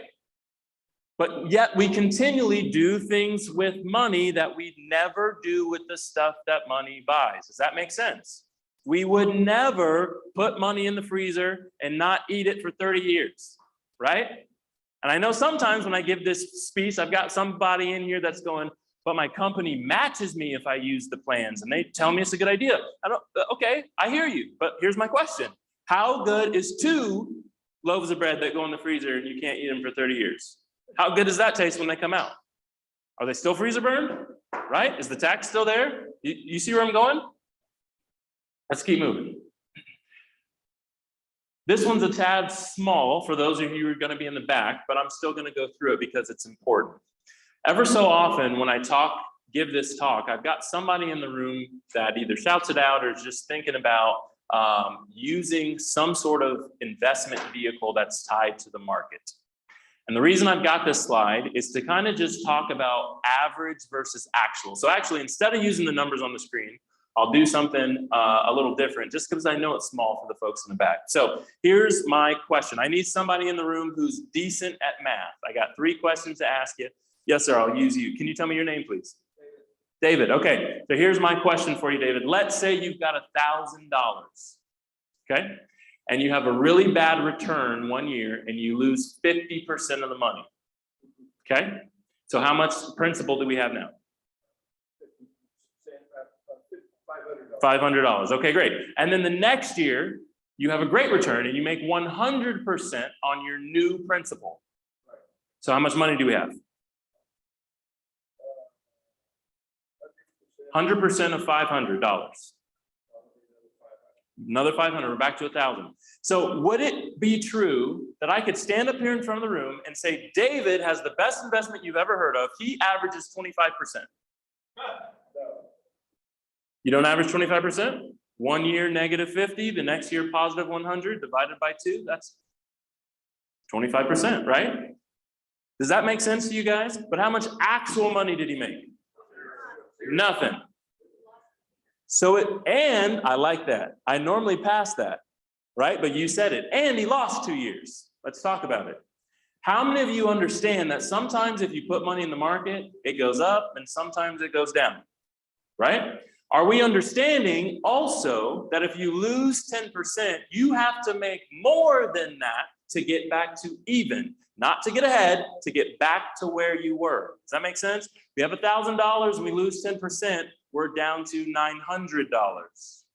We make 10% on $900, we're back to $999.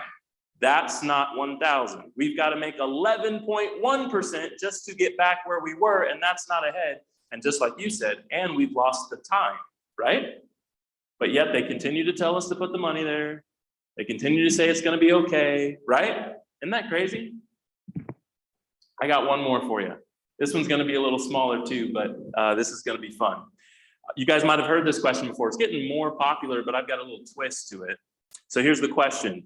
If you had a choice, would you rather have $1 million today, or would you rather have the sum of a penny doubled every day for 30 days? What are you picking? Penny. Anybody taking the million? Taking the million. I like that. I like it. Okay, so drinks are on him after the event, right? Because he's got the million. Now I know the numbers are going to be small, but I'm going to help you out here. If you took the penny, you made the right decision. You probably heard this question before. After 30 days, the penny is up to $5.3 million. It's a little crazy because the gentleman who took the $1 million had more money for 28 of the 30 days, right? But by the time day 30 came around, he made the wrong call, right? Okay, cool. Now, here's the twist that I put on it. What about, has anyone ever put their money in a place that had a fee associated? Maintenance fee, whatever fees, right? I put a 2% fee on our penny. So remember, after 30 days, our penny was $5.3 million. Doubled every day, right? We put a 2% fee on that. After 30 days, we're down to $2.9 million. I know what you're thinking, 2%, oh my goodness, right? 2% fee took over $2 million from that penny. The money wasn't there to compound. Does that make sense? Anybody ever put their money in a place where they need to do a withdrawal? They need to use it, right? Okay, instead of 5.3 million after 30 days, we're gonna take a withdrawal, a $100 withdrawal twice. On day 15 and day 25, that's a total of $200 that we took out of the equation. Instead of 5.3 million at the end of 30 days, we're down to 2,088,000. Your $200 actually cost you $3.2 million. The money wasn't there to compound. That makes sense? Anybody in the room pay taxes? All right, don't raise your hand, okay? I put a 15% tax on the screen. Now I know tax brackets can be crazy and there's different tax and higher and lower. I did 15% tax. I'm just trying to illustrate something, okay? 5.3 after 30 days? Not even close. We're at $500,000. $500,000. But here's the crazy part about that. You actually only pay $182,000 in taxes. But because the money wasn't there to compound, it cost you $4.8 million. How many of you are putting dollars in places that sometimes have all three of these? Fees, withdrawals, and taxes, and we're wondering why we can't get ahead. We're wondering why it's not working. Does that make sense? Let's keep moving. In order to understand exactly how you can save and spend at the same time, exactly how you can get back all the money for anything you're ever going to purchase, get that thing you purchased and the money back, you've got to understand how a bank works. And know what you're thinking. A lot of you are going, no, I'm pretty sure I understand how a bank works. And I'm going, I don't think you do. Let's walk through it slowly. Okay, I need one more person to pick on. Yes, sir. Can you tell me your name? Paul. Okay, Paul, you're going to put $100,000 into my bank, the same bank that Adam was able to use earlier, right? Did I get it right? I surely did not. One more time. Andy. Paul and Andy. I like you guys, even though I messed up your name. I still like you. I like Paul a lot as well. He put $100,000 in my bank. And remember, at my bank, I promised 4%, right? Okay, great. So this is important. With the transaction that you can see on the screen, you deposit $100,000 into the bank. They're promising 4%. Here's my question. Is that money that you just gave the bank an asset or a liability to the bank?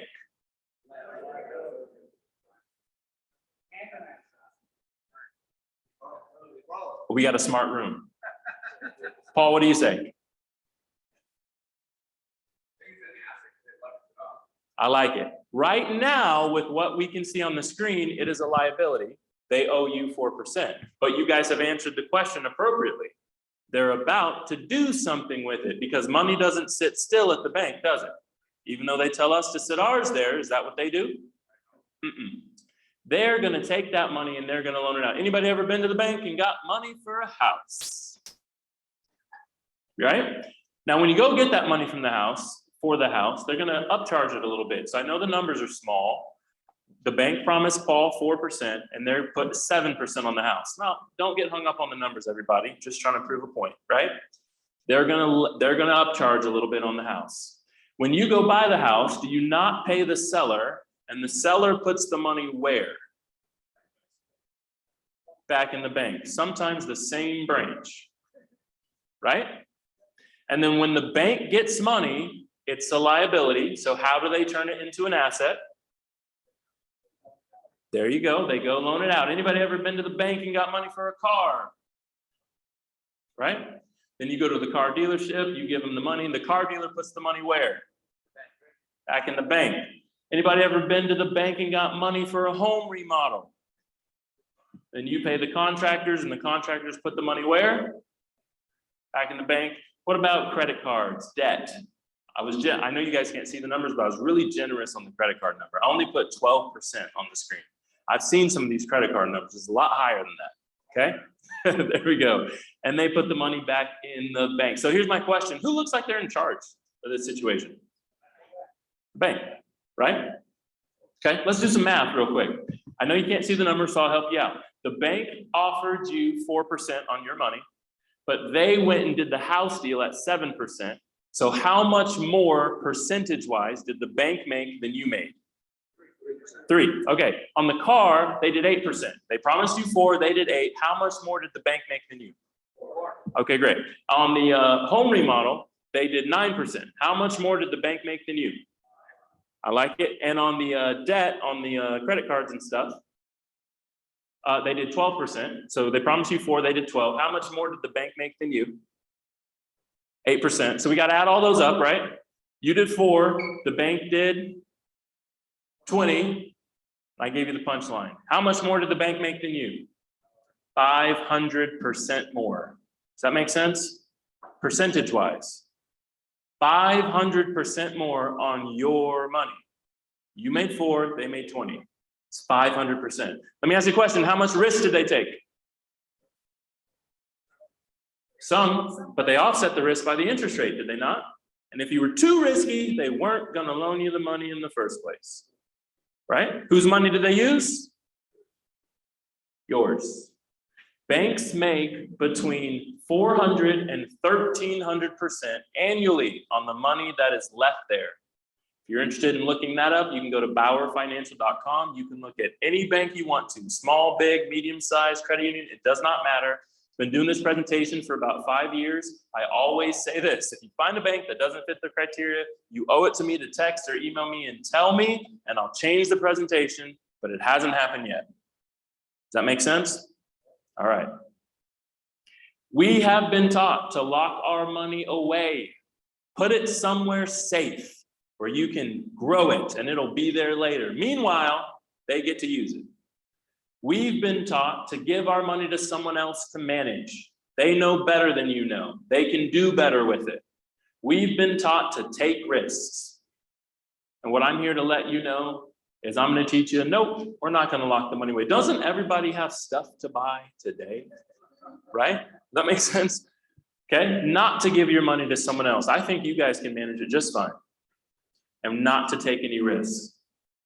We are going to put you in the middle of the equation instead of the bank. Just to remind everyone, the information I'm teaching you and about to go into detail on is from a book called Becoming Your Own Banker. This concept is called the infinite banking concept. It's been very popular lately, and people on the internet are calling it privatized banking. Does that make sense? That is what we're going to talk about today. If we can get in the middle of the banking equation, then we can make money just like the banks make.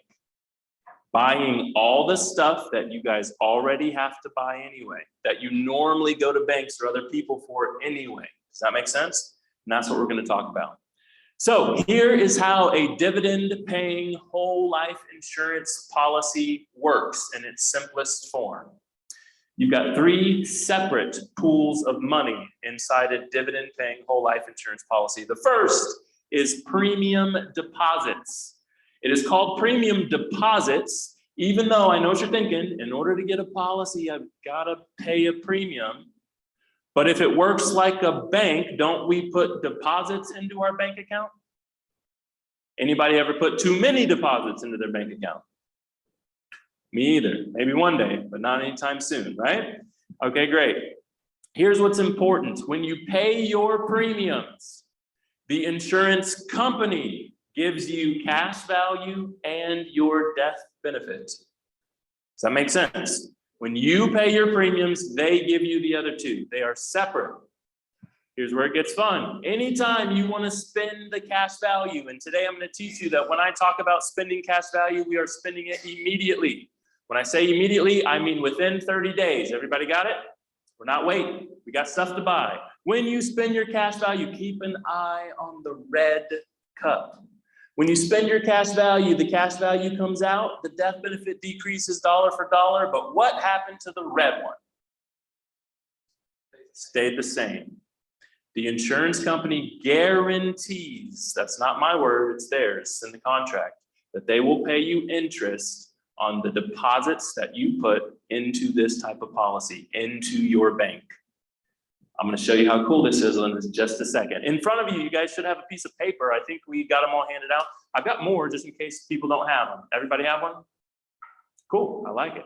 Everybody's got one. Okay, on one side, we've got a car example. Right now, right here, I'm going to show you how to buy something, get all the money back. Get that thing you bought and all the money back. You guys ready? Okay, cool. On the, actually, before we continue, I know I've said the word insurance a few times, and I'm sure I've got somebody who's analytical in the room who's going, he's got to tell me. He's got to tell me a little bit about that. So before we continue, here's the only 2 cents I'm going to talk about insurance, okay?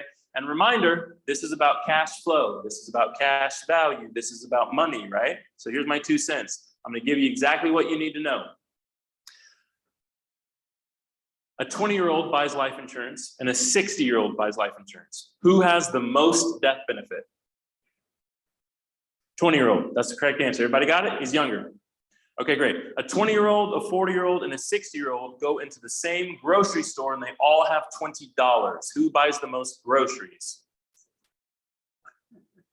I like it. I heard it over here. They all buy the same amount of groceries because 20 bucks is 20 bucks. Everybody got it?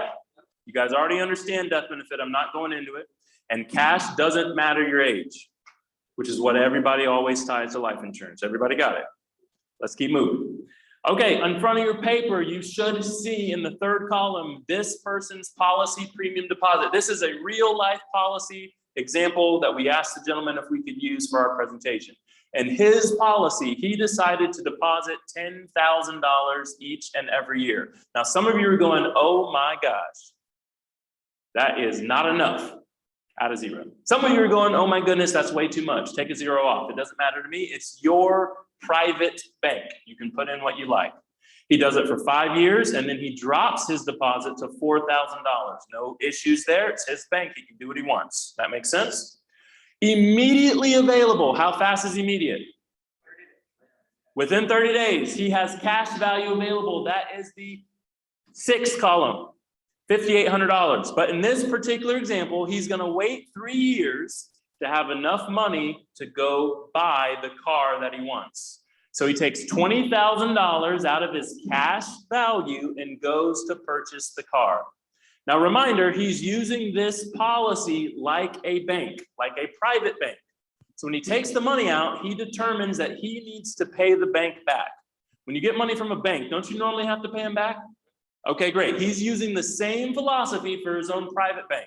So what he decided to do was to pay himself back $400 a month, which is $4,800 a year, and he's going to do it for 5 years. Now, if you add those up, what that means is while he only borrowed $20,000 for the car, he's going to end up paying back $24,000. Does that sound like a normal car note to you guys? Okay, cool. But the important thing is here is who's getting the money. You ready for this? Let's do some math, okay? I've got it at the bottom of the screen, but all we're doing is we're adding up. We want to see his true net injection. How much did he actually put in the policy and how much does he have now, right? So if you add up all those 10,000s, there's 5 of them, so that's 50,000. Then the 2 4,000s is 8,000, so that's 58,000. He took 20 out to buy a car, and then he ended up putting 24 back in. Does that make sense? Okay, great. So his true net injection is $62,000 over 7 years. That's what he put in. Someone tell me what his cash value is in that line on the 7th year of your paper. 58,000. If you divide 58 into 62, it's 95%. What that means is he still has 95% of what he injected into his policy. And wait, and the paid for car. Been in his driveway the whole time. Still is. Does that make sense? But cars don't last forever, do they? Anybody in here driving their very first car? And we got one. I like it. Anybody in here driving their very last car? Maybe, right? We hope. I like it. Cars don't last forever. Maybe you need to buy one for the significant other, right? Maybe you need a new one. Let's do it again. We need to go get another car in the 8th year. We're going to take $20,000 out. We're going to buy a new car. Now, let me ask you a question. Where's the $20,000 coming from? The cash value. Why wouldn't it, right? Your own bank. You've got access to it. You've had access to it immediate within 30 days. So why not take the money out? So let's do the math again. Now he's dropped his deposit to $4,000, right? So 4,000 times 5, $20,000. He also takes $20,000 out to buy the new car. So we're already at a loss, but he decides to repay himself at $400 a month, $4,800 a year for 5 years. That's a total of $24,000. So his true net injection is 24 grand, right? The 20's canceled. True net injection is 24 grand. Somebody tell me how much his cash value grew in that 5 years. You guys see it on your paper? $45,000. His true net injection is 24. His cash value grew by 45. And wait for it. And 2 paid for cars in the driveway. Have been the whole time. One's 10 years old, one's 5 years old. Does that make sense? How you like buying cars my way? If you knew all the money was coming back and then some, what type of car are you buying next? Right? The one you can afford or the one you want? Now, I'm not going to sit up here on the stage and tell you that he made money buying cars. The numbers look like it, but I'm not going to do that. And here's why. Look at that very first year of his policy. He put in $10,000 and his cash value was only $5,800. Is that right? Capitalization. But we all understand capitalization, don't we? Right? We all understand getting a business started, right? It takes a few years to get there. I'm not going to sit up here and tell you it's all gravy from the beginning. You've got to get it going, but once you get it going, how good does it look? Now on the screen, I don't have a third car, but on your paper, I do. It's the same situation, right? He's putting in $4,000. That's a total of 20 over 5 years. He takes 20 out to buy a car, so that's a wash. Then he repays himself $400 a month, $4,800 a year for 5 years. His true net injection is $24,000, and over that same 5 years, how much did his cash value grow? What is it, Catherine? 51,000 and 3 paid for cars that he bought, drove, owned, could sell, could trade, could do whatever he wanted with, right? That makes sense? Somebody tell me what happened. How? When I was sitting in this room and someone showed me that example, I was sitting in the back. That's the type of person I am. I told you, I like numbers and stuff. I just sit in the back and I write and I take notes. But when I saw this, all I thought was, that looks real good, but I don't know what just happened, right? I'll refer you back to our money buckets. The deposits that he put in, the 10,000s all those years, the 4,000s each year, that money's guaranteed by the insurance company to earn interest. It's in his contract. And every time he took out cash value to purchase the cars, it came from that separate pool of money, that second bucket. If it comes from there, guess what doesn't change about your premium deposits? The money that's there and how much you're earning. Does that make sense? That's what's going on here. And one of the things that we're actually most known for. Now, so let me preface by saying this. We have a team of people. We travel all across the country and we speak to groups just like you guys about infinite banking, about privatized banking. I started my privatized banking journey about 7 years ago. So I think it was 2015 when I got my very first, so forgive me if it's not 7, but 2015 when I got my very first policy. I currently own more than one. I'll tell you why in just this moment, but I've helped a lot of people understand this process. Not only do we travel around and speak, our claim to fame actually is helping you use and utilize the policy after you're finished, after you've started, I should say. So that way you actually know what you're doing. You actually know how to get the money. You actually know how, does that make sense? You actually know what's going on. Because of this, we've actually developed a significant number of people. I believe there's just over 5,000 that we've helped. And as you can kind of see, after a while, you got money, right? And so because of that, we formed something called the Private Money Club, where we have people who need money for deals and people who have money because of these policies. And I think to date, we've done maybe just over 300 or so deals in that group. Does that make sense? Privately. Don't have to be an accredited investor, things like that. So that's what we are doing. And that's part of our claim to fame. One of the things that we very most often do is help people pay off debt. Because most of the time when they're getting started, they're going, it's really hard for me to move forward with all this weight carrying me back, right? So the next example is going to be showing you just that. This particular person showed up at our door, I think it was 2017.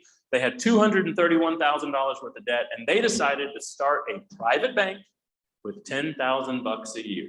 So here's my question. You've got $231,000 worth of debt, and you're going to put $10,000 a year towards it. About how long is it going to take you to pay it off? 23 years, right? The last time I did this presentation, it was in, oh my goodness, I'm gonna miss the city. I was in Los Angeles, it was about 2 weeks ago, and I had someone in the front row go, forever? And I thought it was funny. Anyway, about 23 years. So this is our debt payoff example, and on the screen you can see his debts. I'll read them out for you guys. We got a Visa card, Discover card, a dentist, Home Depot, Best Buy, Apple, Kohl's, Rooms to Go, has a car, and he has a house. Underneath the debts, we've got 4 things listed. We've got how much he actually owes the company, what his monthly payment is, his interest rate that they're charging him, and then how many months he would continue to be paying that debt if he just continued paying them the way he's currently doing, right? He just continues his monthly payments. So look, obviously I'm gonna skip to the punchline here. We're gonna go a little faster than 23 years. Watch how we do it. Okay, great. What's important for you guys is in the top right corner. Top right corner is what's important. This particular person put in $10,000 and immediately, how soon is immediate? 30 days. 30 days, he got out $5,200. With $5,200, he paid off Visa, he paid off Discover, and he paid his dentist bill down pretty good, but didn't pay it off. Now, just because you pay something down doesn't mean you get out of the monthly payments, right? So you still gotta make the monthly payments, and because of those monthly payments, the dentist bill paid off 7 months later. Everything else, he just continued doing monthly payments for because you have to. Right? Now, since he paid off 2 debts though, I said, hey, you just took money from your private bank, you probably should repay it. And he said, no problem. I just paid off 2 debts. I've got money to repay it. And I know what happens, car example, right? When I repay, so let's do it. Make sense? All right, cool. At the end of the first year, here's his new balances. I know it's too small. All right, $10,000 in, second year, $5,500 out. That's a little more than the first year, right? Okay, just checking. Great, he also saved up $1,168 from all those monthly payments that I didn't have to make anymore. Used to go to third parties, but now he's able to keep it, okay? So he's got a total of $6,700 to use. So at $6,700, Home Depot's gone, Best Buy gets paid down pretty good, okay? At the end of the year, here's his new balances. Okay, third year, $10,000 in, $7,400 out. It's going up, right? Okay, just a second. Then he also saved up $3,800 from all those monthly payments that he just doesn't have to give up to third parties anymore. So he's got a total of $11,351. With $11,351, Best Buy's gone, Apple's gone, Kohl's is gone, Rooms to Go gets a little bit of a bigger payment. Okay, so let's do some math real quick. So how much did we put in? 3 years, $10,000 a year. How much did we put in? 30. Right? Okay, how much did we take out? First year 5, second year 5, third year 7. I rounded. I'm an easy guy. How much did we take out? 17. Okay, we put in 30, we took out 17. We put in 30, we took out 17. How much is left in the policy? I like your answer. All 30. Don't forget about my buckets, right? What you put in premium stays, even though you take out loans to use. Sometimes we call this the save and spend system. It's the only place I've ever seen where you can save money and spend money at the exact same time. And because that $30,000 is saved, and because the insurance company guarantees in the contract that they'll pay you interest off that $30,000, Guess what happens in the 4th year? He puts in 10,000 and takes out 10,252. No, we messed up earlier. Let's get it right this time. 10,252 is more than 10,000, yes? Okay, just checking. He also saved up $9,600. He's got a total of 19,000. He pays off rooms to go, pays off the car. And then I fast forwarded the last 3 years because we've just got a house left. So I went a little faster. Okay, now he's getting out $30,000 twice, 2 years in a row, and then $31,000 last year. It's not all coming from the policy. Reminder that he paid so many things off. He had all this money now that he could put wherever he wanted. He decided to put it toward the house to pay the house off.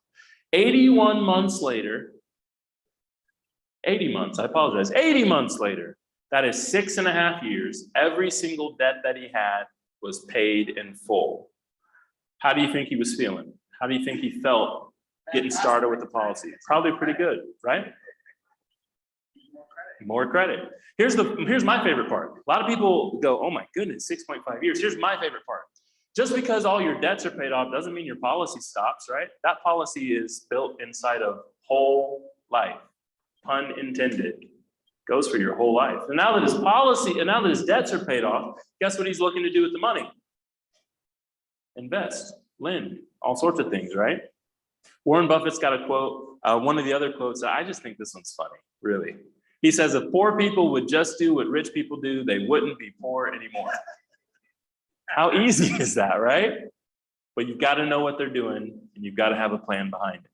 What was his cash value at the end of that process? Oh, we're about to, I love the question. It's coming up next.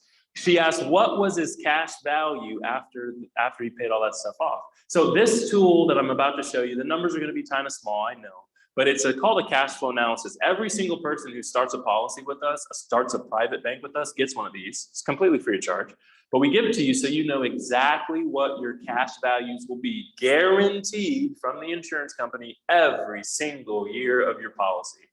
What's important for you guys to understand is that, remember those capitalization years that we just looked at, even with the debt payoff, right? He put in 10, he didn't get 10 back.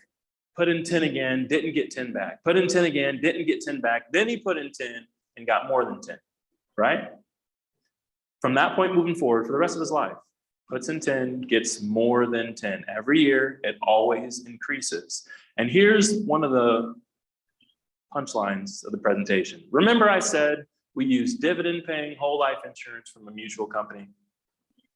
Up to this point in my presentation, I have not actually shown you a policy that includes the dividends. Dividends are bonuses that you get from the insurance company because all the insurance companies we use are mutually owned. It means they're not stock companies. It means they're owned by the policyholders. So when the company does well and makes money, they give the policyholders the bonuses, the dividends. Any company that we use has been doing that for over 100 consecutive years. And up to this point in the presentation, I have not shown you any numbers that include the dividend. What that means for you is, in working with over 5,000 people that have started these policies, I've never actually seen a policy that performs as bad as the numbers I put on the screen. Isn't that crazy? I've never actually seen one. For instance, I put the dividends next to the cash value in this particular example, but the numbers are small. So if you want to see it, come see me after and I'll show you. Oh, and by the way, we didn't talk about death benefit really at all, did we? It's there, it's important. I'm sure you've got family, friends, church, charity who you need to give it to, right? Still there. Okay, great. We didn't talk about policies. Life insurance policies are exempt from judgment and liens in most states. And yes, I did look up Puerto Rico before I came, and you guys are on the list. Can't sue somebody and come after their life insurance. Make sense? I didn't look up divorce. We didn't talk about that the internal values of this policy grow tax-free, right? When you take money out of this policy, it comes in the form of a loan. Loans are not considered income in the eyes of the IRS. All of the values that grow are tax-free. When the benefit comes to your family, friends, church, or charity, that is an insurance payout. That is also tax-free. We pay tax once on the money that we make. We get it into the policy and we never worry about Uncle Sam again.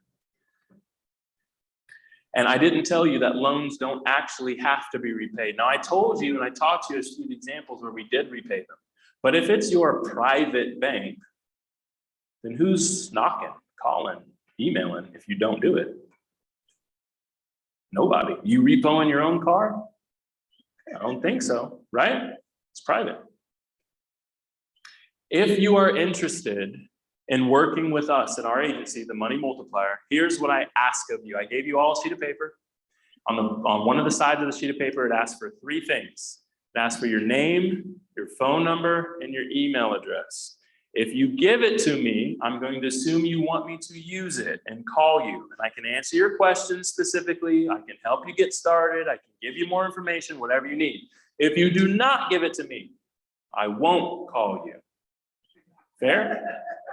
Okay, cool. When I got done with my presentation the very first time, or when I was in the back of the room, I had a few questions. So I want to open the floor for you guys as well, but I want to say 2 things. First, I always have somebody in the room who's like, I'm ready, let's do it. That's crazy. I didn't know that was possible. Let's get started. Here's what you need to know. The process takes about 30 days to actually get a policy set up and started for you. It's not immediate. You've got to qualify for insurance, which means you've got to do an application, you've got to do a health exam. Which brings up the second question. I've always got somebody going, oh, I'm not going to pass a health exam. I got the neck, the back, whatever it is, right? It's cool. No problem. You can own and operate this policy even if you are not the insured body. For an example, I have a 4-year-old little boy. I own and operate a policy on my 4-year-old little boy. He's 4, he has no money. He doesn't, right? You guys following me? I own it, I operate it, I use the cash value, but it's on his body. That makes sense? Okay, I think I'm done. I'm gonna open the floor for questions. Yes, so I actually got more than 2, but let me tell you why. Once you get started with one of these policies, it is a contract. That's important. It's contractually obligated. What's important about that is that they'll contractually obligate the interest rate that they'll pay you on your premium deposit. But what that also means is you can't come back 2 years later and say, oh, it's working great, let me give you more money. They won't do it. Whatever dollar amount you start with, you cannot increase it. You can come down, life gets tough, right? Sometimes we need to adjust things, but you can't go up. That makes sense? You can go down, you cannot go up. So because you can't go up, when I first saw the information, I had cold feet. I said, I really want to do it, and I'll put in a small dollar amount. I saw a couple examples at 10,000, I'll do half that, I'll do 5. I had cold feet. About 6 months in, they sent me the paperwork with all the guaranteed numbers signed by the insurance company. I looked the insurance company up. I saw it had been around for 140 years. There's never been a mutually owned insurance company that's ever gone out of business in the history of the United States. I sent my $5,000 in. They sent me $3,000 back immediately within a year, within a month. I started using it and I went, oh, stink. I messed this up. I should have done more. Does that make sense? So I have more than one. What else we got? Any other questions? Yes, sir. You sure can. You sure can. Your business can be the owner and operator, meaning you can also use business money to fund this policy. Meaning that if you're 1099 or get money that's pre-tax, then you can circumvent Uncle Sam altogether. Yes, sir. Can I sell or wholesale my benefit?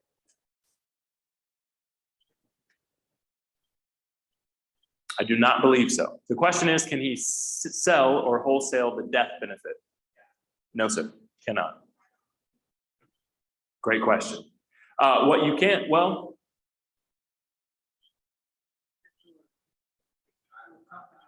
it's a good question. I think you probably could. I'm thinking though. Go ahead.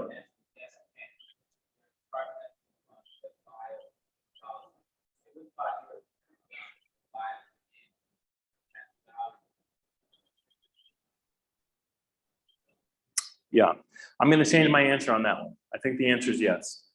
Took me a little off guard. I hadn't heard it put that way, but I think the answer is yes. More examples. Walmart up till 1988 bought dividend-paying whole life insurance on every single employee that they had. In 1988, they stopped because they weren't telling the employees and they got in a lot of trouble. And so now they only do it on C-level employees, but they still do it. Yes, sir. It seems that this is all just, like, it's a good thing for the person to get and better than baseline. How does the insurance company make money? Why are they in business to do this if it's only upside for the person? Like, how do they get money? That's a great question. Two things. Remember that the premium deposit stays still, right? What that actually means, like we talked about in our presentation, is that that's the money the insurance company gets to use, right? Does that make sense? Also, remember, we talked about one specific type of product today, and I crossed out a bunch on the screen. That doesn't mean the insurance company doesn't offer those products, right? Think about how many term life insurance policies are out there. Did you know that there's less than 2% of term insurance policies that actually pay out? Insurance companies not done.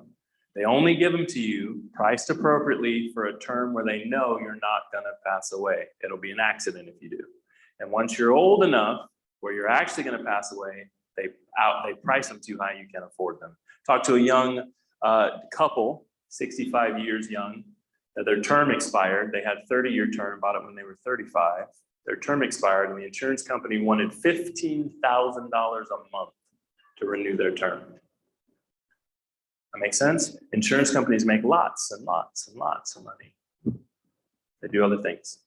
This is one product, one way that we can use the product.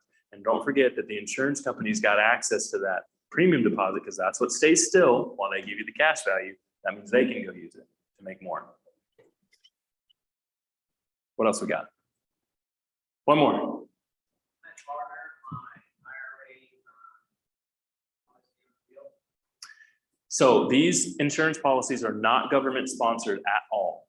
So and you'll have to forgive me, maybe I didn't hear your question well, but if you can't roll from a qualified plan into one of these. Can I buy a house with my IRA and also my? Sure, you can use that money from the insurance policy for anything you like. Yep, no rules, requirements, anything like that. Guys, I really appreciate your time. Again, if you're interested in chatting afterward, I'll be here. And if you want to give me the piece of paper with your name, your phone, and your email on it, I'd love to connect with you and get you more information. But I really appreciate the time. Thank you.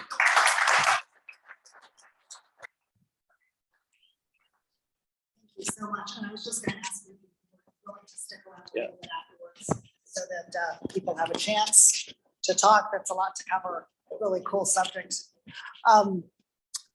Just a couple more things before we wrap up. I know it's getting late. I did want to just talk briefly about needs and wants, and I also want to do a little giveaway.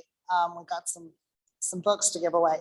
So before we get into that, I do like to open the floor real quickly if anyone wants just 1 minute to talk about needs and wants, if anyone has a deal. Okay, come on up and line up. And I'm going to give you one to start with. I'm partners with some other people in the room, Robbie and Emron. We have a development deal in Lares, 45 acres with 8 partially built houses. It's all been plotted out with 200 home sites. We're doing seller financing on it, on some of it. So if you're interested, if you know a builder who might want to do a land development in Lares, Puerto Rico, which is about an 1.5 hour drive, please talk to one of us. All right.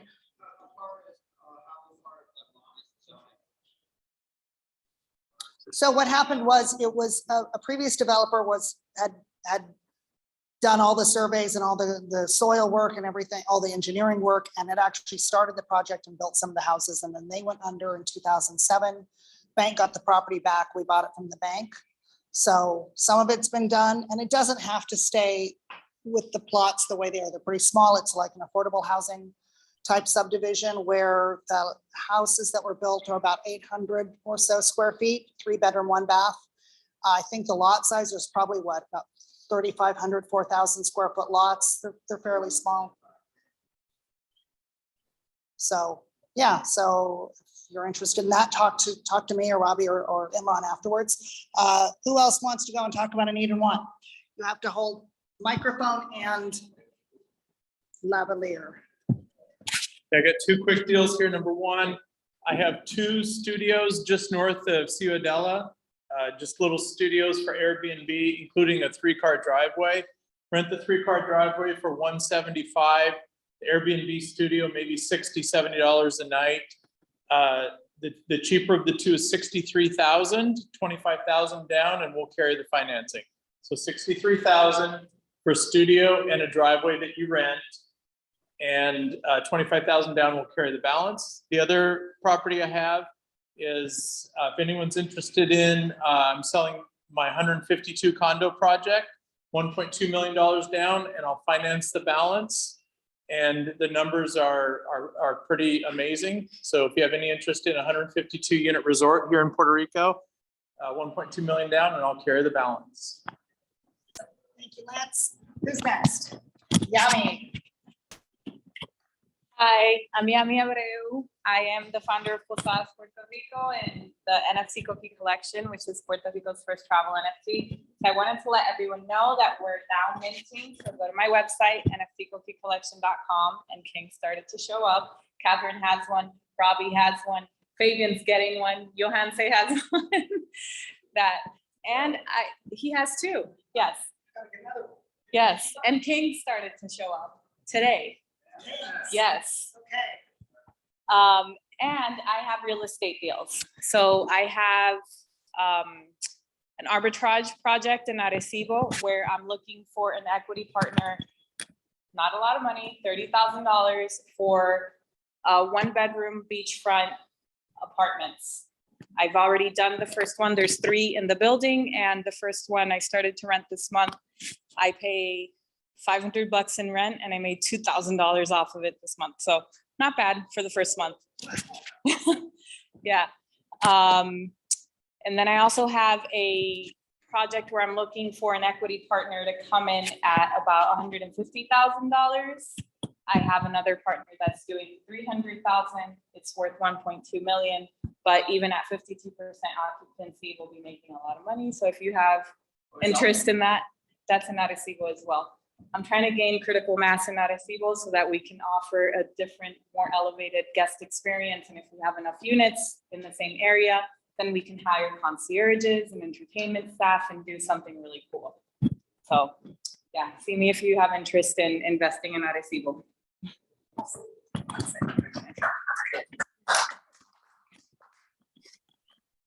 Good evening, everyone. My name is Johanse.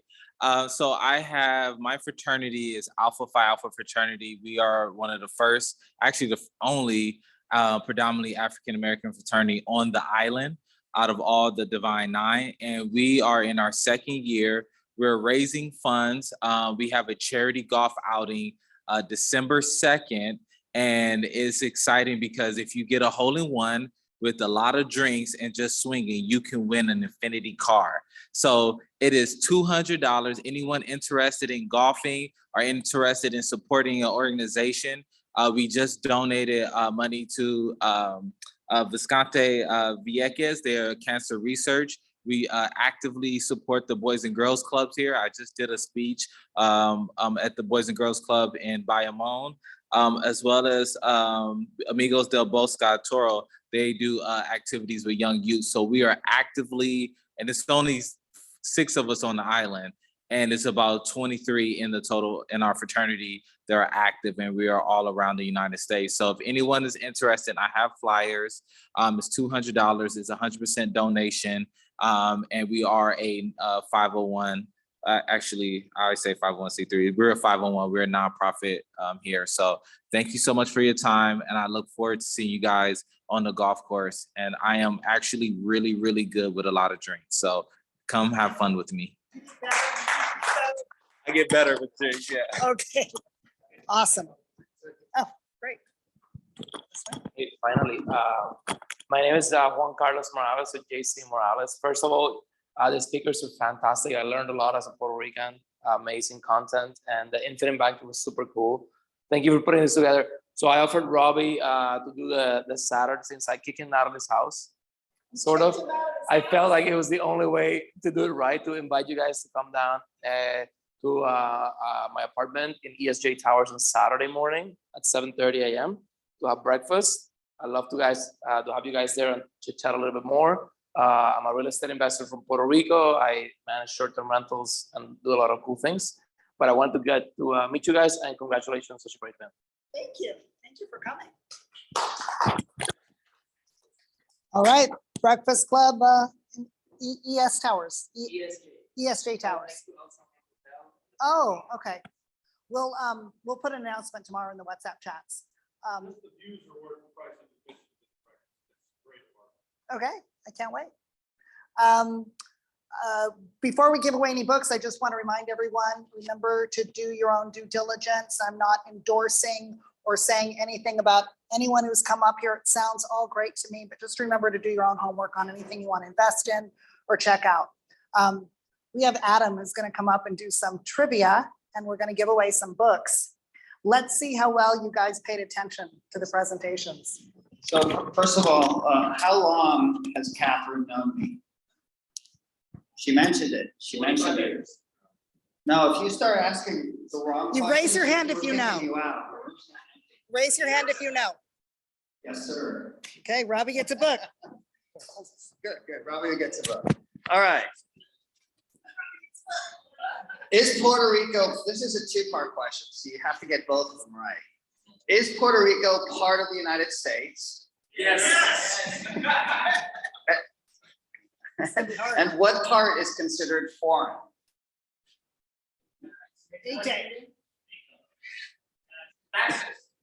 Taxes, right there, taxes. That's why you get these tax incentives, because you're considered a foreign entity. Good, good. What language do they speak in Puerto Rico? Raise your hand. Raise your hand if you know the answer. Okay, they speak Spanish. So you guys, like 5 of you streamed it out. We don't have enough books. We got another question. We got another question. Good job. Yeah. Honorable mention. Good job. What percent, please raise your hands. What percentage of Puerto Rico is an opportunity zone? Okay, what part of the, wait, we have a raise hand. Are we giving it to Robbie? Yes! We're giving it to him. It's 90. There we go. Good, good. Oh, we're getting good. Okay. Now I wanted to do a bonus question. Just this one's not going to be for a book, but I like the answer. Raise your hand. So how fast can you use your money after you deposit it? How many days? 30 days. Okay, isn't that good? I just love the sound of that one. All right, that was good. What is the maximum amount of money that you can use in the tourism tax credits? Raise your hand. What percentage is the maximum? It's percent. Raise your hand. Orange shirt. Orange shirt. Yes, sir. There's a book right there. Okay, good job. 40%, right? 40% cash back if you do a tourism project in Puerto Rico. And you can get 10% of that to use as your equity. Thanks, hard on about that one. Last book. Last one. Raise your hands Okay. when you have the answer. Raise your hand when you have the answer. Okay, this one was on the slide, but I didn't say it. I forgot, and I thought it was important. How large is the Puerto Rican economy? How large, in terms of dollar value, how large is this economy that we're in? Are we raising our hands again? Oh. You were first. 100 and what? Yes, yes, yes. $100 billion economy. Very good. This is one of the largest economies. If you took all the US states, the Puerto Rican economy would be one of the largest economies. There you go. So what? Well, I've got a book from you already, so give one to So I want you to ask the bonus question. What's the bonus question? Whatever. It's up to you. So, come on, Robbie. What's the name of the Opportunity Zone Fund that Seth talked about? Island Paradise, we got it. Yeah, there you go. Good job.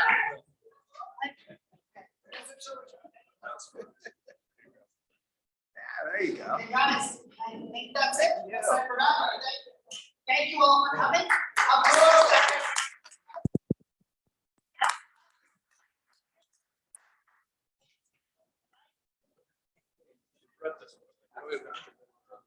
Así es que yo no tengo juego, yo vi los 100 billones en el slide y se me quedó.